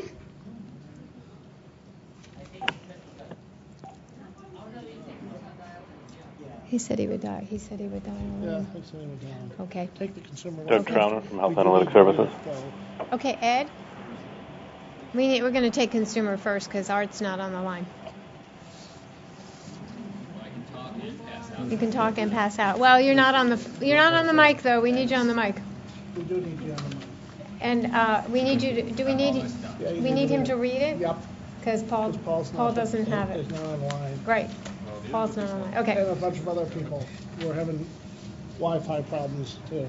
Okay, so we need you to Okay, so Ed Bartholomew is going to present the consumer recommendation. Ed? And your working group action? Okay, so I will start by reading it, and then we can kind of tell you where it came from, and that'll give you a little bit of time to think about it while I'm talking about the rest of it. So, we respectfully recommend that the FCC improve the ways in which it provides anonymized consumer complaint data to the public. We make this recommendation in light of the Commission's recent request for input from the public regarding openness and efficiency, as well as the overall goals of the administration to improve government openness and transparency. Currently, quarterly reports only share the top 5 complaint areas and provide few other details. They are delivered in a non-machine readable format that greatly reduces the ability of outside groups to make use of the data. In a recent review, we found a response by the FCC to a consumer FOIA request that included over 200 complaints that displayed many fields of useful, non-personally identifiable information. Therefore, this information is available, but simply not being shared with the public without specific requests for the information. This information can be used to frame consumer education efforts and to evaluate the effectiveness of agency messaging and initiatives. Improving public reporting of consumer complaints would not only help consumers, but should reduce costs for the FCC by minimizing FOIA requests and significantly reducing the work associated with the current reporting process. At a minimum, we recommend the following improvements in FCC complaint reporting. A direct link to the consumer complaint data on the homepage to allow the public easy access to the data. The described data should be exportable in machine-readable format, such as spreadsheet or CSV form, and allow filtering of information so the public can review the information based on various criteria at their discretion. The consumer complaint data must contain a broader and more detailed breakdown than the current quarterly PDF-based reports, which only provide a few general categories of complaints.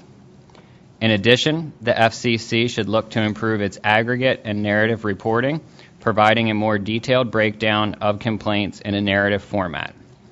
The improved complaint data information provided should comply with 5U.S.C.A. Somebody help me with that symbol. Section 522A, subsection B5. This allows for the sharing of non-personally identifiable information such as complaint ID, communications sector, i.e. mobile services, internet, radio, television, issue, state, zip code, date received, date investigated, date resolved, response, timeliness of response, consumer satisfaction. The Commission should also take steps to ensure the data being shared is accurate and reflects the true nature of complaints being submitted. Processes should be developed to correct user self-selection errors and duplicate submission issues. The Commission should continue to find ways to separate out complaints and inquiries in its reporting. The Commission should develop specific timelines for release of more detailed complaint data and transitioning to machine-readable data, allocating specific resources to modernize its complaint reporting. Provide reports on minority and disability community participation in the complaint database, and take steps to encourage minority and disability communication participation in the complaint database. In its process of improving its publicly available data on complaints it receives, we urge the FCC to review and consider the accessibility and transparency of the Consumer Financial Protection Bureau, CFPB, complaint reporting efforts. CFPB shares anonymous, basic, non-identifiable consumer complaint information as permitted under the previously earlier cited section of law, and an online database that can be viewed and searched based on a number of criteria. The CFPB complaint database can be found at the following URL, link included. In the spirit of past CAC recommendations and discussions on improving consumer complaint reporting, we recommend that the FCC utilizes an online database to give public access to non-identifiable consumer complaints and aggregated data. Improvements to complaint data reporting at the FCC could reduce costs for the agency in the long term, assist in its regulatory efforts, and make the FCC a leader in openness and making information available to the public. This effort would also improve public involvement and support of the agency's efforts. We appreciate your consideration of these recommendations and respectfully urge adoption as soon as possible. Thank you, Ed, for doing all that reading, going through that. Do I have someone to move the recommendation? Okay, I heard three. I don't know who the first one was, but do we need a name for that, Scott? Okay. Do I have second? I'll second. This is Andrea. Okay, very good. Discussion. Ed, I heard a couple of quick little typos there. Yes, I noticed two grammatical things as I was reading. Two grammatical things. The second anonymous needs to be deleted, yes. And then that too. Yes. Correct? Okay, I got both of those. Thanks, Ed. Was there any other discussion on the recommendation?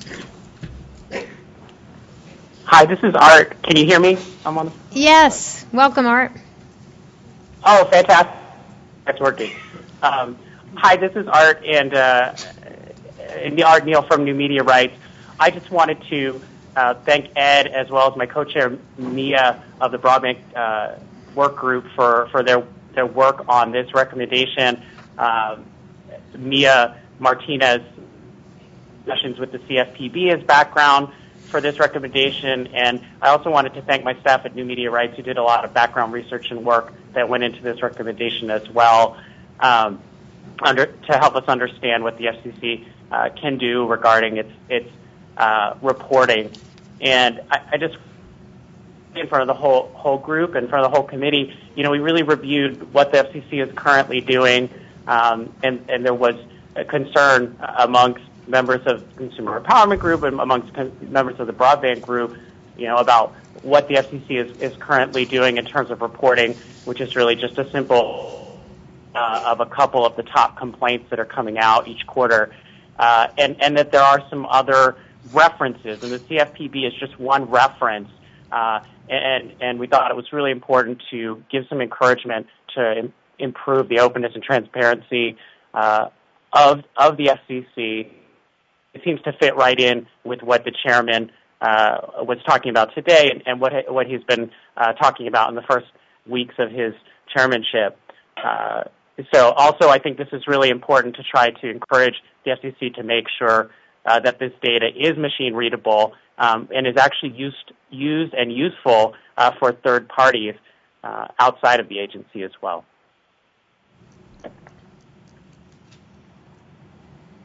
Ed. I also just wanted to add that I wanted to thank Art and Mia. They were kind of the driving force behind getting this going and suggesting that the two groups collaborate together on it.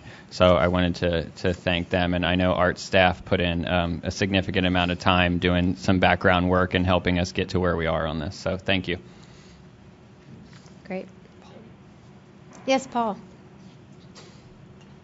Hi, Paul Schrader, AFB.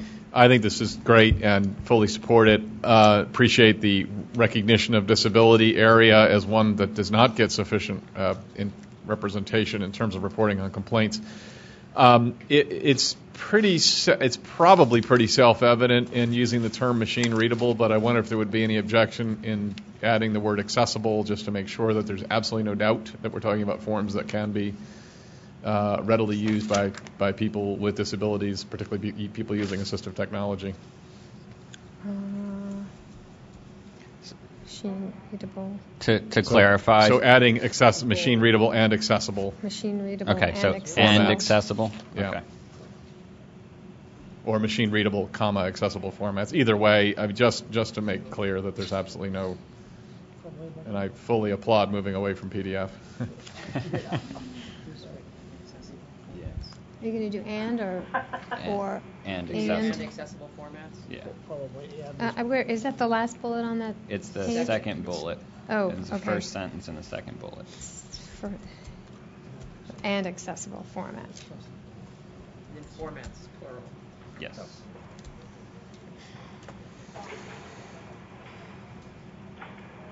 Great.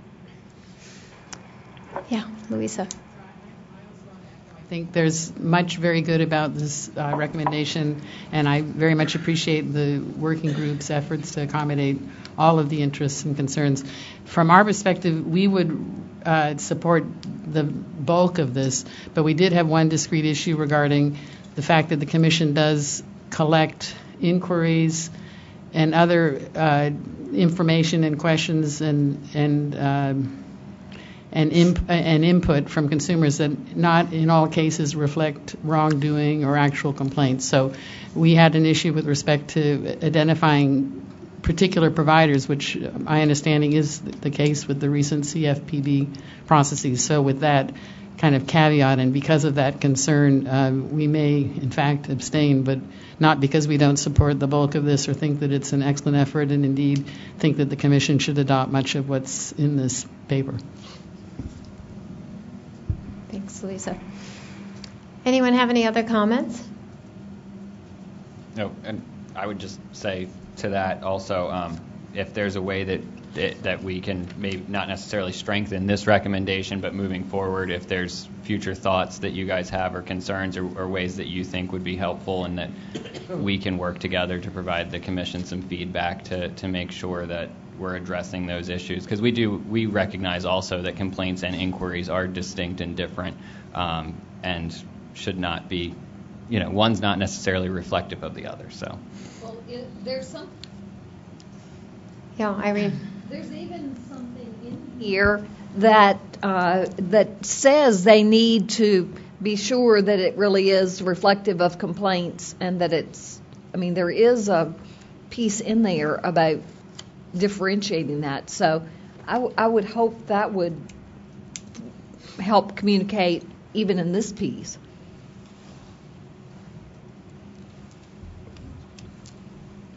Okay.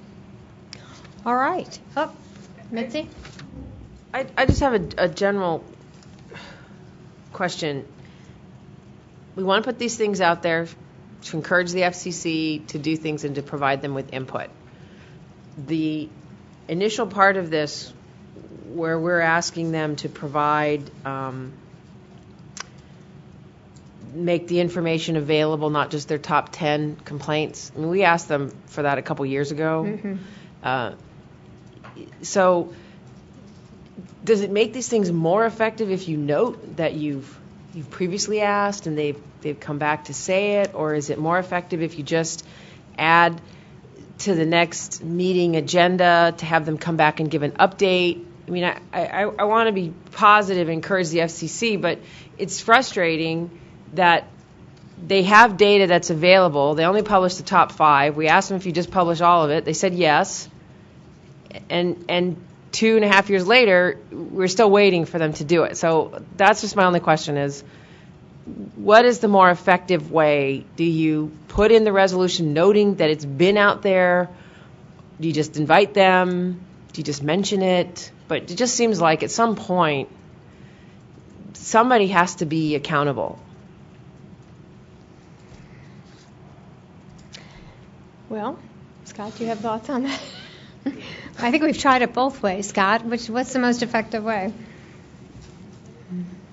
Well, with the political environment. I mean, it's a tough call. It's You a know, tough call. It's a we've very done it tough both call. ways. And it so. changes. Yeah, and we've got constant. It's a movement very. and change. This is Scott, and it is a very tough call. And as I remember that recommendation, the previous consumer report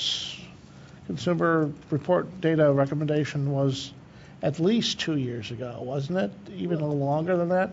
Yes, and Art said that in the course of doing research on this, that there's something from 2007. Was that it? I'm sorry, 2004. Yeah. So, and we've talked previously about, I mean, so if this is not germane, and we've talked previously about, you know, a kind of scorecard of where we make recommendations and what's happening, and I get that some recommendations are tougher than others, but I just, if anybody has any brilliant ideas as to what we can do to help the commission, does putting it out there help put pressure on the commission to say, look, we really do have to put resources towards this, having them come to the meetings? I just think it's a good recommendation, but if you just looked at it from the public, you think it was a new thing, and it doesn't note the fact that we've been working on this since 2004, that they had a commission that not this last summer, but the summer before that, we took time out to work with them on these things. So that's all. I'm open to suggestion. I'm not. Yeah. Yeah. Ed? I think we did. I just want to call attention to the fact that we did put one sentence in there that says, in the spirit of past CAC recommendations. So we are, in fact, acknowledging that this has been put forth before.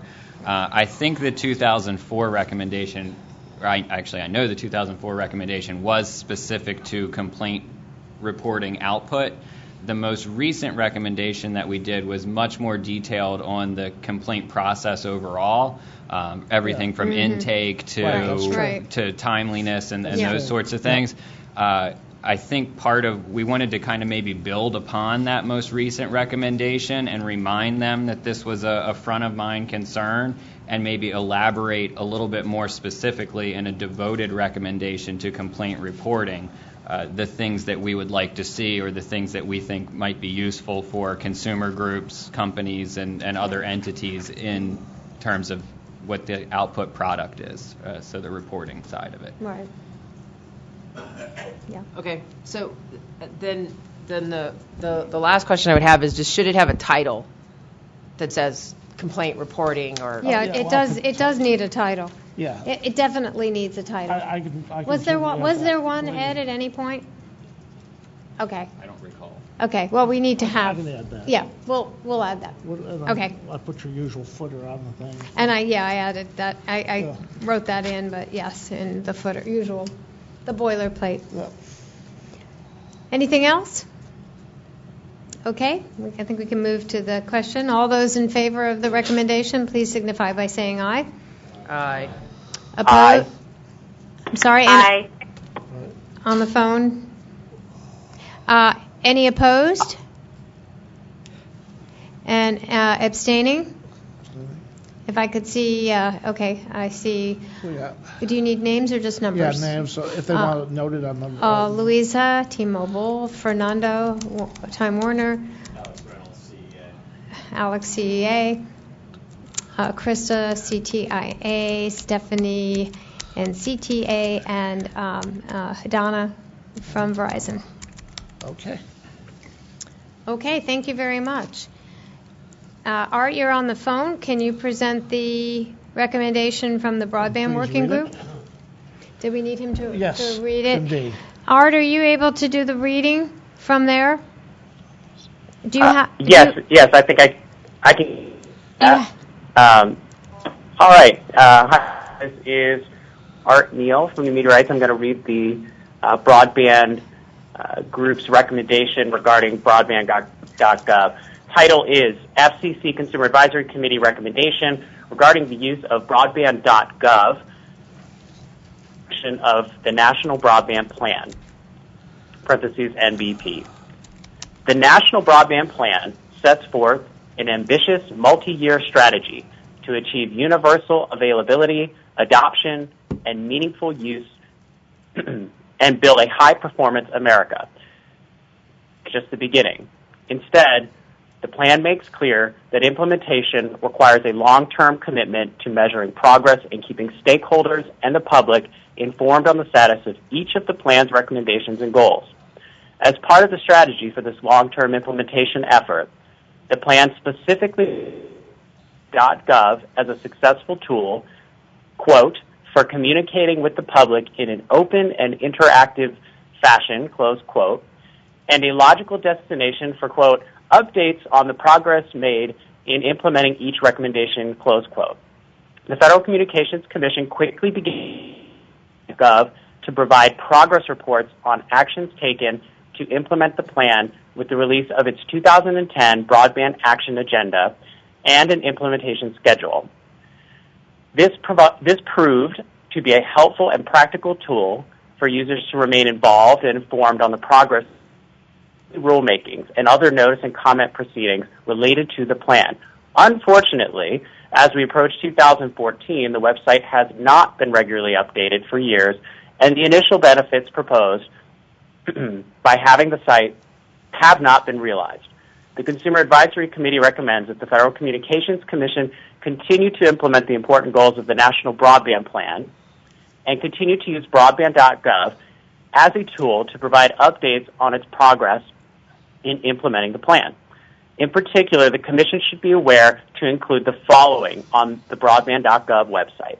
Action Item 1, Action Agenda, produced at the beginning of each year starting in 2014 and through 2020, close parentheses, along with the corresponding implementation schedule, updated quarterly to clarify the Commission's priorities for implementing the plan's numerous recommendations. Action Item 2, a National Broadband Plan scorecard to help track the implementation of the plan's 200-plus recommendations. The scorecard should show the status of each of the recommendations along with brief information indicating how the recommendation was implemented. For example, quote, recommendation implemented in docket XXX. Action Item 3, a broadband performance dashboard as described in Recommendation 17.3 of the National Broadband Plan to display key progress indicators aligned with the 6 goals of the plan, including the goal of international competitiveness, enable the public to understand important broadband performance metrics, and clearly communicate plan progress and effectiveness. We encourage the Commission to allocate resources and personnel specifically assigned to the task of maintaining the aforementioned action items 1, 2, and 3 on the Broadband website. And then as just the adopted date and respectively submitted.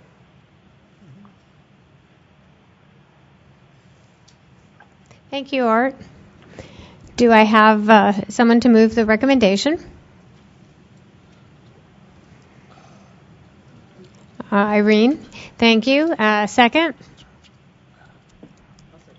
Thank you, Mitzi. I have a second. Okay, discussion on the recommendation.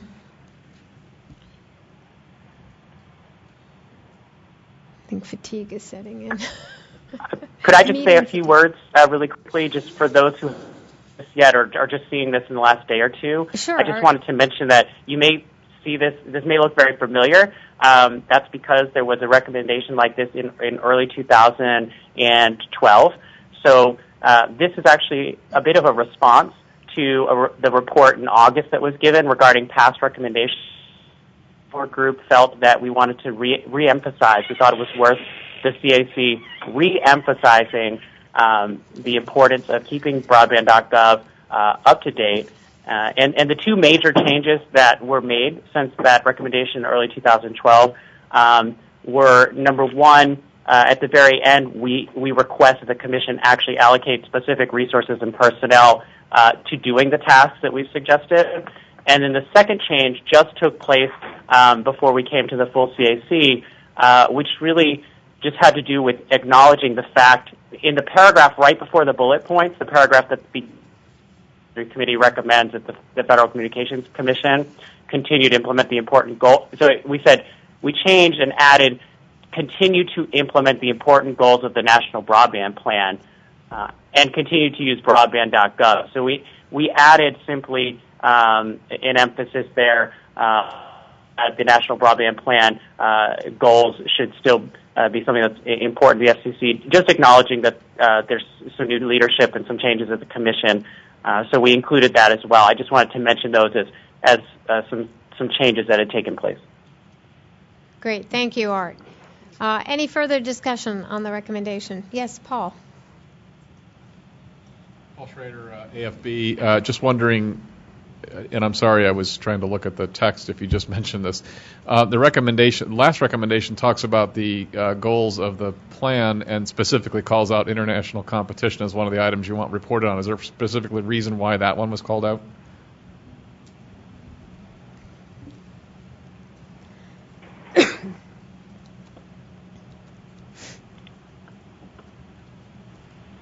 Hi, this is Art. International competitiveness was in there from the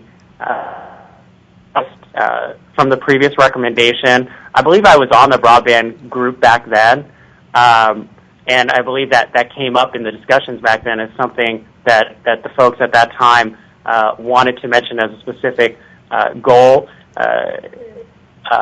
and we had keep that in this recommendation, but I'm not sure if there was additional heavy discussion of that this time. I don't believe there was. So, but I believe that came in that initial draft of the recommendation early last year. Mitzi? Paul, on that point, I think it was because in the plan where you look at the rollout of broadband and how it's available across the U.S. as a country, you would compare yourself with other countries, and that it frequently people look to, when you see what people pay for the broadband speeds that are available in the U.S., they compare those with other industrialized countries, and I think that was the origin last time.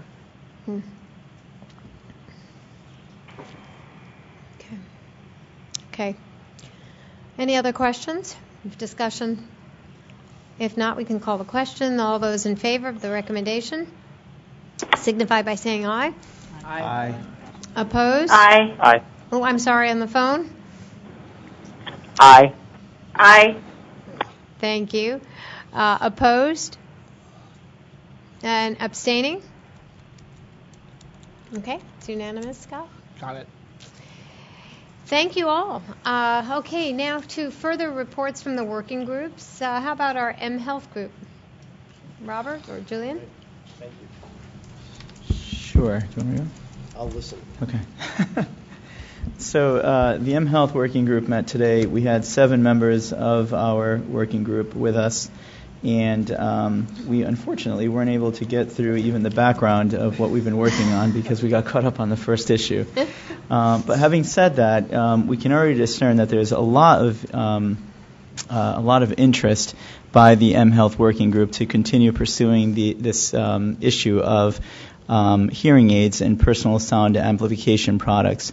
It's coinciding nicely with a proposed guidance that the Food and Drug Administration has issued on the same issue.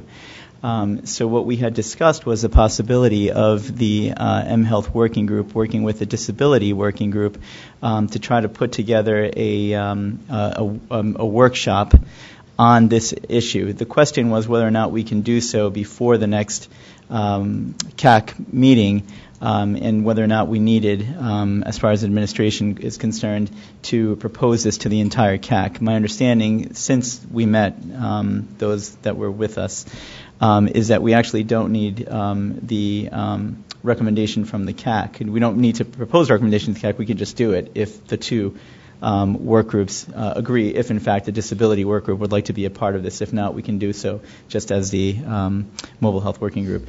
So what we're going to be working towards is trying to define what exactly we're going to be looking at this workshop, and the timing for such a thing, and maybe working with Scott as well to see if we can make it coincide with the next March 28th CAC meeting, perhaps doing it the day before. And we are also going to be hosting another call, which we've already had one call on this issue, but the next call will be both this issue and the other things that we hadn't gotten to today as a result of time. And we're looking to do that call either in the early part of January or in the latter part of January.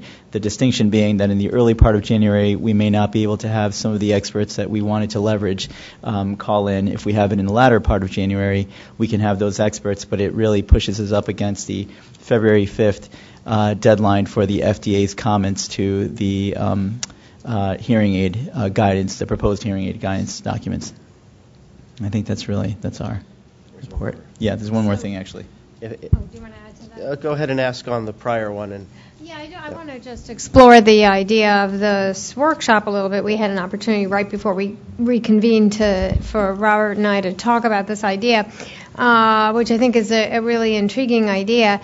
To do this workshop, and we were trying to think about how and I would like, Robert, even though I told you didn't have to have the CAC pass a formal recommendation, which we would then do in a letter form, that sort of thing. I do think it might be helpful to hear from the CAC their thoughts on the idea. So we might want to just have a discussion about that for a couple moments to talk about, what kind of response from the full CAC there is, any other ideas that people might have, and how logistically we might be able to do that. So I'd like to entertain that perhaps after Julian speaks. So. Sure. Thank you.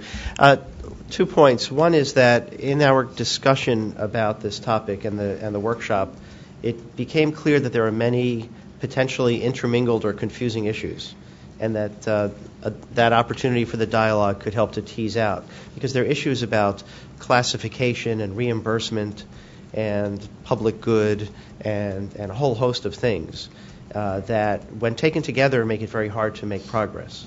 And that was part of the value of having a number of different perspectives and putting in the work for the workshop. So I wanted to state that explicitly, that was part of the vision.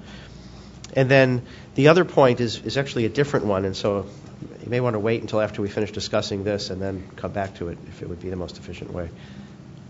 Okay, sure. So Robert, you want to just kick off this idea that you have for a workshop and just sort of get folks solicit some thought on this. Sure. So one of the things that came up to our attention in the last CAC meeting was the interest by several of the groups that are members of the healthcare working group to discern the differences between an actual hearing aid and what is now typified as a personal sound amplification product. The difference being there's a regulatory distinction with the hearing aid that has to go through medical device scrutiny by the Food and Drug Administration, and the personal sound amplification products, which do not necessarily have to undergo that scrutiny, but also are very limited in their marketing and the way that they actually sell those products.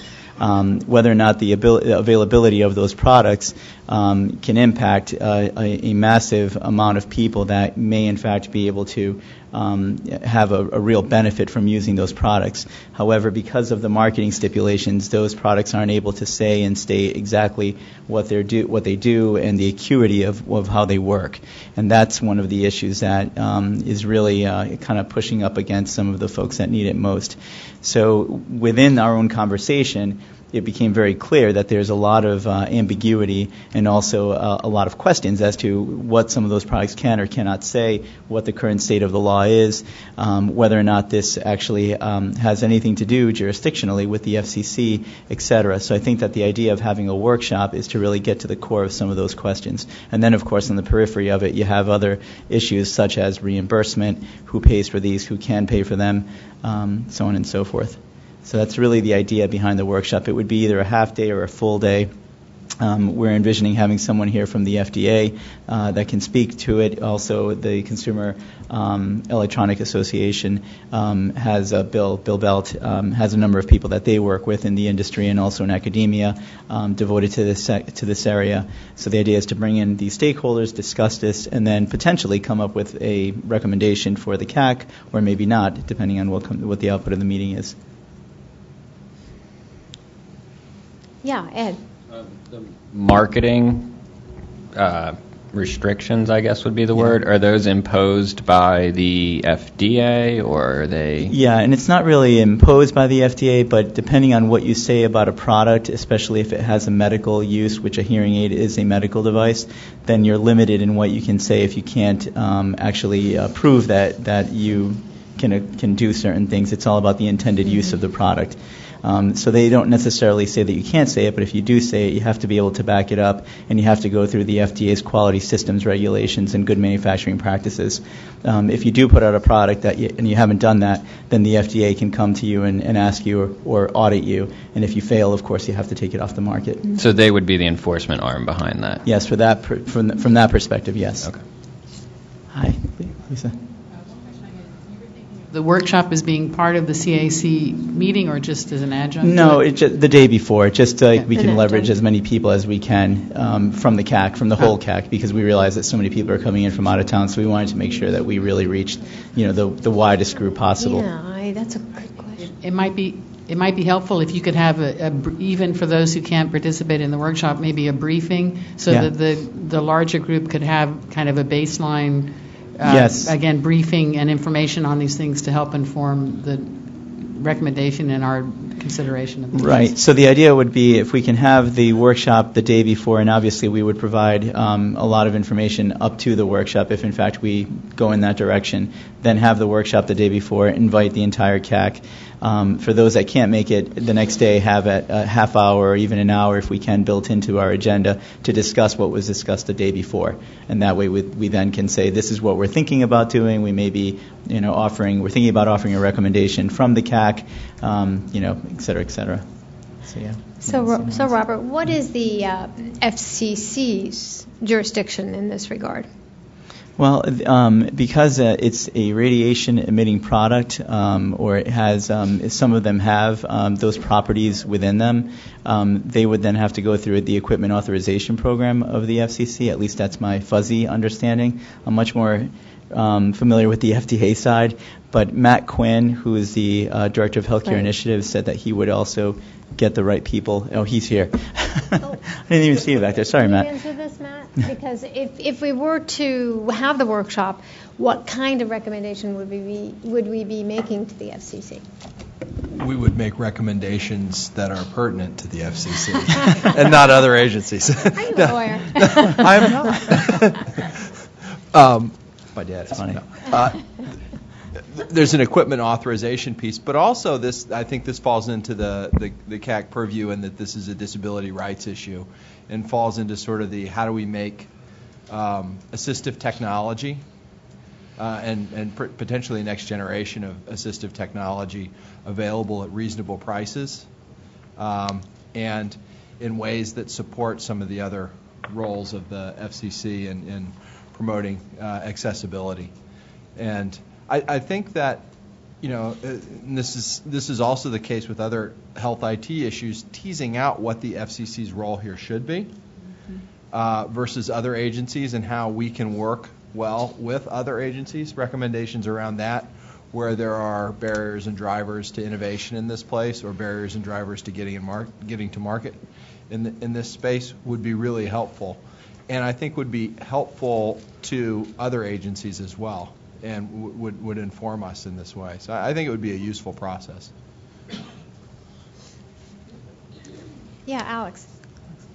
Jaron, do you envision having a comment or something come out of the CAC to the FDA in a formal way, or is this designed to be communication with the FDA of interest from the CAC, but not actually on the record with their current proceeding? Yeah, that's a great question. We actually tried to get to the bottom of that question in the last call, and it seemed to be the consensus of the group that we didn't really have a clear idea of whether or not we could do such a thing. So at least for purposes of the FDA guidance document, we're encouraging those members of the healthcare working group that if they have a stake in this, to absolutely produce comments on their behalf. So, I guess for purposes of the guidance document in the short term, trying to make sure that we reach the widest possible group that has an interest in this, encourage them to provide comments, but not for the CAC to provide comments, not in such a short term. So just to clarify, Scott and I were discussing this, we don't make recommendations to other agencies. Yeah, there you go. Yeah. That was that kind of, yeah. Thank you. Okay, so we got that one cleared up. Any other questions about this idea? So what it sounds like it may turn out to be is an optional half-day, perhaps, workshop around the time prior to our CAC meeting, but not, it may be, Robert, that it doesn't necessarily have to be linked right to the day before if it's going to be something that's going to be optional for our folks to attend. So, figuring out the logistics, as I mentioned, might be the most difficult part of it. And then a report to the full CAC and with a draft recommendation to the FCC. Yeah. Sounds good. Excellent. Thanks. Anything else? Yeah, there's another thing I would consider sort of a heads up from the health care working group, and that is we discussed a little bit about the IP transition and the fact that it isn't really being set in the context of the healthcare aspect. And yet, one would think there are many intersections with IP transition and healthcare. For example, is the bandwidth appropriate and sufficient to support healthcare applications at home, telehealth and other healthcare applications? If one is looking for diagnostic assistance or data processing in the cloud, will that be sufficient? Will there be a sufficient capability for security and privacy of data to support the PHI requirements? And of course, the requirements are not the purview of the FCC, but the technical infrastructure to support that certainly would be. Interesting confusion today in the way we perceive protected health information, in that it's acceptable and sometimes required to send information by fax, and that somehow that's considered to be secure. But yet we know, so astoundingly, and yet we know that as we transition, sometimes it's just opening up that an issue with a fresh look makes one realize the inadequacies of the old approach. So certainly fax is not secure by itself, and as moving towards IP transition, we think about security when we think about modern IP networks. And so there's a host of things like that. And so the boundaries of this is, so what isn't known to us, because I think, and certainly not to me, and I think it's not known for us in the healthcare working group, or what are the boundaries of the IP transition? What is the scope and the boundaries and the intent? And does it make sense to assess the intersection with healthcare needs? Is that an opportunity, and is that already set in stone and done, and therefore we just have to look at application, or is that something that is still malleable? We just don't know. And so what we discussed is perhaps that we would benefit from an education about that topic to best understand how we could support how each activity could support the other. IP transition support healthcare needs and vice versa. Anything you want to add? No. Okay. So if you have answers to all those things now, we could basically close the issue. And Yeah. But if not, I think we can expect that it would be on our agenda in the very near future. Great. Thanks. Those are good questions. Hi, Mitzi? I just want to raise just because you're planning on having the conference, and I assume you would use this room and stream it. People on possibly. You mean for possibly the workshop? We don't know. Yeah. Okay, but what I just mentioned is that Art mentioned it, and I had a couple other people mention that the streaming that's coming of this meeting, there's some technical problems. It's very jittery and it's very difficult to follow. Mm-hmm. So if we could just put a bug in the FCC's ear to try to address that prior to, if they potentially want to use it. I think it was a problem at the meeting last week, so I think it's something they're working on. I would assume. Yeah. Interference reduction is our top priority. This is the FCC, after all. All right. Thank you very much, Robert and Julian. So IP Transition Working Group. Yeah, I'll start us out. Just looking ahead, we have actually been looking at telemedicine, medical technologies, privacy as part of our deliberations. Oh, Mike, the mic, Barry. And our development of... Make sure it's on. And start over. It all started in the 5,000 watt. Leaping ahead, our IP protocol transition working group has looked at, and on our list of principles that will be evolving into recommendations, we're looking at telemedicine, medical technologies, privacy issues, and so forth. But let's back up a little bit. I'll start us out, and then Steve will bring us home. Since our last plenary meeting, our working group had 2 conference calls. One was with the representative of AT&T, Hank Hultquist, who explained the nature of the AT&T petition. We also talked about the NTC petition. A couple weeks later, we had Dr. Sanjay Udani from Verizon explaining the technologies involved in the transition, and those are both very informative expert bits of testimony. The second conference call had a second part, and the second part was looking over a potential list of principles that could form the basis for one or more recommendations to the full CAC. And we had a pretty good discussion on that and lots of email exchanges later on. And many of these were consumer protection-oriented principles. And since our last conference call, we've seen many statements by the chairman, the testimony of all the commissioners at the House Oversight Committee, the presentation last Thursday of the Technology Transmission Policy Task Force, all focusing on many of the same issues, which are, again, reiterated by the chairman today. So we have this list of principles. Once the commission issues or has its meeting at the end of January, that will start, we think, the opportunity for multiple bites of the apple of filing comments, recommendations on behalf of the CAC. And so we've got a tentative plan here, and I'll throw it to Steve and what we think we'll be doing over the next several months.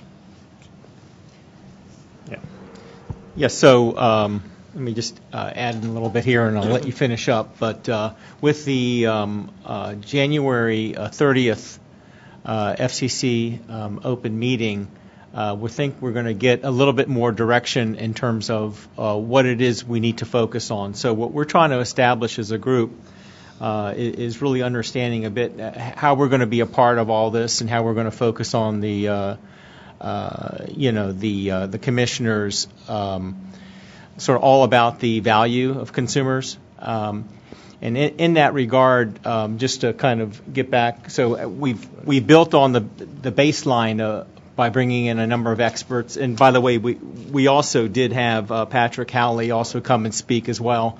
And then we put together a series of, as was mentioned, these basic principles that touched on some of the same points that was raised today in terms of it being equivalent or superior, information about care of last resort obligations, connectivity to telemedicine and other existing machines, alarms, fax modems, things like those are all parts of our concern. But in terms of the action items that we'll take coming out of the January 30th open meeting, I think what we're looking to do is immediately have a working group discussion where we're going to try to nail down the particular issues on what it is we're trying to do, get into how we're going to get ourselves close to the trial.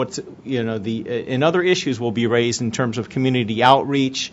What are the types of trials that we're that we're going to be more supportive of? What sort of data and measures will be necessary in evaluating the trials? And those are some of the things that we're going to be touching on, and try to go from there in terms of seeing if we can come up with some recommendations for the CAC, and that would be on or before March 28th.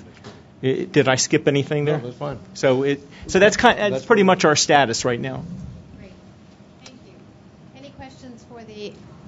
Any questions for the IP transition working group? Mitzi. One note to add, since I got to attend the disability committee's workshop, is that they had to they wanted to probably do something jointly or to discuss things related to ensuring that the special needs of the disability community are met as part of the IP transition. Sure. So I just wanted to plant that seed since we were here. And that's right. We have one of our items right here listed, and this is, and again, this was something that was just up for discussion on the working group. It's not something that necessarily we voted on as a whole. But what we have here is an item that says provide equivalent or superior service for public safety, including E911 and communication services for the disabled. That's one of the 7 items. Lisa? This is Lisa Hamlin. I just wanted to add to that. I mean, one of the things that I think of is that people get left behind. It's not just a matter of not having 911 access.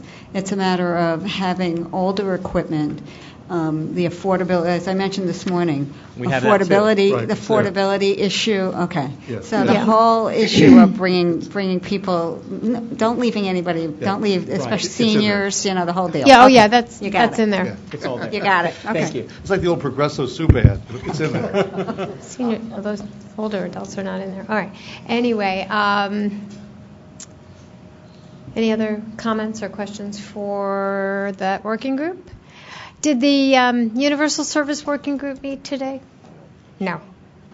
And I do want to mention that Cecilia Garcia, who is one of our co-chairs of the Universal Service Working Group, has retired from Benton, and so she was unable to attend today. She retired, but was unable to attend today, unfortunately, so that we couldn't say goodbye to her. But we're hoping that she might be able to come to the meeting in March, so we at least could have a little proper send-off for her, because she did such a marvelous job on the CAC, and she will be missed. Replaced by Amina, who has been also wonderful in helping us here on the CAC with the Benton Foundation. So that concludes the reports. Disability. Oh, I'm sorry, the Disability Working Group. Lisa. No, it's or not Paul. me, it's Paul. Or Paul. Paul or Lisa. Yes, thank you. It's Paul Schrader. It's this end of the table. It's Barry and then me. I don't know what's going on over here. We're getting left out of things. You know what, Paul? You don't realize that I can't see you. Yeah, no, I know. Out of sight, out of mind, Debbie. I understand. Been telling my kids that for years. So I think I have 2. Claude Stout is my co-chair, and Claude and I both were here. We had a short meeting with, I think, 8 representatives of I believe 13 on the task force. 2 things. One is we're going to schedule several meetings next year to try to have some meetings with FCC staff to get updates and address a series of topics that are of interest, and I'll try to make sure those get communicated out to the broader work group broader consumer committee in case there are others who want to join any of those discussions. And apropos of that, Mitzi brought to us a an issue of interest that has come out of the final CVAA rulemaking, and that is a further notice of rulemaking on the issue of access to PEG in the community and government channels and information on the program guides. 2 issues there, but the particular one of interest to the disability work group, of course, is the needing to have information about programs that might be closed captioned, or in the very unlikely chance, but some that might be described with video description. There's not really there isn't currently a required mechanism to do that. So that is one of the items that we will want to cover in our work group in one or more of these special meetings with FCC staff, so that we can better understand issues and how to move forward with that. There are, of course, a number of other petitions. Caption quality has come up as an issue. Update on the deafblind equipment. That issue was talked about earlier today a little bit. That's also part of CVAA, and that's something we'll want to get an update on and talk with the staff about going forward, what other recommendations there might be for improvements in those areas. So I would expect we'll be doing, hopefully, at least 2 or 3 meetings before our next full committee meeting of the Disability Work Group. And if there are any recommendations to come out of that, we'll try to have those meetings in a timely fashion so we can deliver those to the full committee for consideration. Thanks. Thank you, Paul. Do you have anything you want to add to that? No? Does anyone have any questions for the Disability Working Group? Okay, great. Thank you, Paul. All right. Now we go to any comments from the public. No? All right. Well, that is our agenda. Scott? She's not here, but for those of you who attended the FCBA Chairman's Dinner, our own Julie Carney did a wonderful rendition, job. Yes. Singing the national anthem, and I think if we just pass along our congratulations to her and encourage her that she could open every one of these meetings. That's true. That is true. She has a lovely voice. You can pass that along, Alex, to Julie. There's a video I'll let her distribute that. Oh, that would be very nice. That would be very nice. Thank you. Does anyone else have any other announcements, statements to share? Scott, anything else? No. All right. Well, wonderful work today, group. Great meeting. Thank you all. We have a date for March. Unless there are any interim recommendations that we need to approve, we will see you in March. Do I have a motion to adjourn? So moved. There we go. Okay. All in favor, say aye, and I'll see you in March. Thank you all.